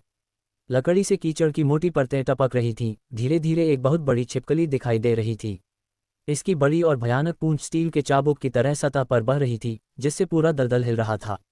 पूंछ से उछलता हुआ कीचड़ हर जगह बरस रहा था। छिपकली की बाईं आंख के ढक्कन से खून बह रहा था, एक संकेत जो बताता है कि कहाँ देव के ब्लेड ने उसे चीर दिया। विशालकाय चट्टान छिपकली पर केवल कुछ ही जगहें थीं जो कमजोर थीं, और आंखें उनमें से एक थीं। देव के प्रभाव के बल से घायल आंख से खून बहने लगा और छिपकली बहुत दर्द में थी। बेतहाशा हाथ पैर मारते हुए ठंडे खून वाले सरीसृप क्रोध से जल रहे थे। सरीसृप की आंखों में क्रोध की लपटें नाच रही थीं। दलदल में पहुंचते ही मार्विन का यह अभिवादन था। मार्विन की ओर अपना सिर घुमाते हुए क्रोधित विशालकाय चट्टान छिपकली ने उस पर आंखें गड़ा दीं। अपने 4 छोटे पैरों पर कीचड़ में झुकते हुए छिपकली ने दहाड़ते हुए अपने मुंह में उस्तरे जैसे दांत निकाले। अप्रत्याशित रूप से राक्षसी छिपकली उछली और कीचड़ उछालते हुए उसने मार्विन पर हमला किया। देव के बहुत पहले चले जाने के बाद छिपकली ने स्वाभाविक रूप से सोचा कि मार्विन उसका हमलावर था और घायल प्राणी ने हमला कर दिया। छिपकली पर घात लगाकर किए गए हमले से दबा हुआ गुस्सा ही एकमात्र कारण नहीं था जिसके कारण उसे गुस्सा निकालने की जरूरत थी। कुछ दिन पहले छिपकली को एक परेशान करने वाले युवक ने धोखा दिया था जिससे वह क्रोधित हो गई थी। इसलिए विशाल छिपकली ने एक ही समय में पुराने और हाल के झगड़ों के लिए अपना गुस्सा निकाला। विशाल चट्टान छिपकली की तिल्ली को देखकर मार्विन का चेहरा थोड़ा पीला पड़ गया। उसने क्रूर जानवर की शक्ति को हल्के में लेने की हिम्मत नहीं की। उसने अपनी महत्वपूर्ण ऊर्जा से भरी मुट्ठियों को विशाल छिपकली पर घुमाते हुए चिल्लाया। क्रैक! विशाल चट्टान छिपकली की मोटी, कठोर, असमान खोपड़ी में उसकी मुट्ठी के प्रहार की आवाज हवा में गूंज उठी। छिपकली पर मुट्ठियों के प्रहार के बल पर मार्विन कई फीट पीछे गिर गया और उसकी सांस रुक गई। विशाल चट्टान छिपकली भी वापस उड़ गई, दलदल में गिर गई और उसके पीछे बदबूदार कीचड़ फैल गया। हालांकि मार्विन ने अपनी जमीन पर कब्जा कर लिया और जब उसकी मुट्ठी विशाल चट्टान छिपकली से टकराई तो वह सुरक्षित रहा, लेकिन वह भी ऊपरी हाथ नहीं पा सका। जंगल की दिशा में देखने पर उसे देव का कोई निशान नहीं दिखाई दिया। उसने लाल आंखों की ठंडी निगाहों को महसूस किया क्योंकि विशाल चट्टान छिपकली उसे घूर रही थी। मार्विन को यह स्पष्ट था कि छिपकली मामले को या उसे दूर नहीं जाने दे रही थी। मार्विन पर क्रोध की एक जंगली लहर छा गई और उसने विशाल चट्टान छिपकली को घूर कर देखा। यह नीचे झुक गया, किसी भी क्षण फिर से हमला करने के लिए तैयार। तुमने इसके लिए कहा था। जो कुछ भी हुआ उसके लिए मुझे दोष मत दो, मार्विन ने चिल्लाते हुए प्रत्येक शब्दांश पर जोर दिया। भयानक महत्वपूर्ण ऊर्जा की एक लहर आगे बढ़ी। चांदी की रोशनी की एक चमक थी जब मार्विन के निम्न श्रेणी के आध्यात्मिक हथियारों में से एक चांदी का त्रिशूल, अचानक उसके हाथ में त्रिशूल प्रकट हो गया। त्रिशूल एक क्रूर चांदी के ड्रैगन में बदल गया और विशालकाय छिपकली पर झपटा। एक भयानक दहाड़ लगाते हुए विशालकाय छिपकली ने निडरता से ड्रैगन पर हमला किया। दोनों आपस में भिड़ गए, एक दूसरे से जमकर युद्ध किया। इस बीच जंगल के गहरे में देव ने अपनी गति धीमी कर दी। जैसे ही उसने मार्विन और जानवर के बीच होने वाली लड़ाई की दहाड़ सुनी, देव थोड़ा मुस्कुराया। उसने कभी नहीं सोचा था कि चीजें इतनी आसानी से हो सकती हैं। वास्तव में जब वह दलदल में आया तो उसने इसे तुरंत पहचान लिया और जान गया कि यह उस विशालकाय छिपकली का निवास स्थान है जिसके साथ उसने पिछली बार लड़ाई की थी। इस कारण से उसने दलदल की खोज करने के लिए अपनी आध्यात्मिक समझ का उपयोग किया और पाया कि जानवर झील से वापस आ गया था। तभी उसके मन में एक प्रेरक विचार आया। देव ने विशालकाय छिपकली को भड़काने का फैसला किया। उम्मीद है कि यह मार्विन को रोक देगा और उसे भागने का मौका देगा। उसके आश्चर्य के लिए यह उसकी उम्मीद से बेहतर काम कर गया। हालांकि देव जानता था कि वह अभी भी सुरक्षित नहीं है और जंगल में तेज गति से भागने से पहले उसने बस कुछ देर रुका। ईमानदारी से कहूं तो वह जानता था कि छिपकली मार्विन के लिए ज्यादा कारगर नहीं थी और उसे बस थोड़ा समय ही मिलेगा। एक बार मार्विन जानवर को खत्म कर दे तो वह आसानी से देव से आगे निकल सकेगा। उसे पास में छिपने की जगह ढूंढनी चाहिए थी। 1 घंटा बीत गया। सफेद कपड़े पहने एक आदमी वहीं खड़ा था जहां कुछ देर पहले देव था। उसके कपड़े अस्त व्यस्त थे और खून से सने हुए थे। उसके चेहरे पर एक उदास भाव था। यह मार्विन था। जैसे ही उसने विशालकाय चट्टान छिपकली को मारा, मार्विन देव के पीछे जंगल में दौड़ा। मार्विन को यह पता लगाने में बस एक पल लगा कि देव किस दिशा में भागा है। मार्विन तुरंत उस दिशा में भाग गया। उसकी धारणा बिल्कुल सही थी, ये वही दिशा थी जिधर से देव भागा था। मार्विन दौड़ा और जंगल में एक खुले स्थान पर पहुंचा। उस खुले स्थान पर साहसी लोगों का एक समूह आराम कर रहा था। समूह में 5 शिष्य शामिल थे और वे 10 दिनों से ज्यादा समय से बीस्ट माउंटेन पर शिकार कर रहे थे। वे आराम करते हुए पिछले कुछ दिनों में इकट्ठा किए गए खजानों की गिनती कर रहे थे। सामग्री सर्वाधिकार कॉपीराइट नोवेल ड्रम ऑग द्वारा है। बीस्ट कोड, जादुई जड़ी बूटियां और फल जिन्हें पाने के लिए उन्होंने इतनी मेहनत की थी, उन्हें देखकर समूह का उत्साह चरम पर था और वे आपस में बातें करते हुए खुशी से हंस रहे थे। अरे, वह कौन है? उनमें से एक ने पूछा, मार्विन के आने की दिशा की ओर इशारा करते हुए। बाकी लोगों ने मुड़कर देखा तो एक व्यक्ति जो फी के सफेद लबादे में करीब आ रहा था, उसे देखा। यह मार्विन सू है। सभी ने उसे तुरंत पहचान लिया। मार्विन सूर्य संप्रदाय के 5वें सबसे बड़े बाहरी शिष्य थे, इसलिए लगभग हर बाहरी शिष्य उन्हें जानता था। 5 बाहरी शिष्य भ्रमित थे, लेकिन जल्दी से उठकर उनका अभिवादन किया। वे सभी मार्विन की ओर प्रश्नवाचक दृष्टि से देख रहे थे, सोच रहे थे कि वह अचानक वहां क्यों आ गया और वह क्या चाहता था। अपने संप्रदाय के शिष्यों द्वारा बीस्ट माउंटेन पर अर्जित खजाने के लिए अन्य शिष्यों से लड़ने की इतनी सारी कहानियां सुनने के बाद वे सभी सतर्क हो गए। आखिरकार उन्होंने पिछले कुछ दिनों में बहुत सारी कीमती बीस्ट कोर और जादुई जड़ी बूटियां प्राप्त की थीं।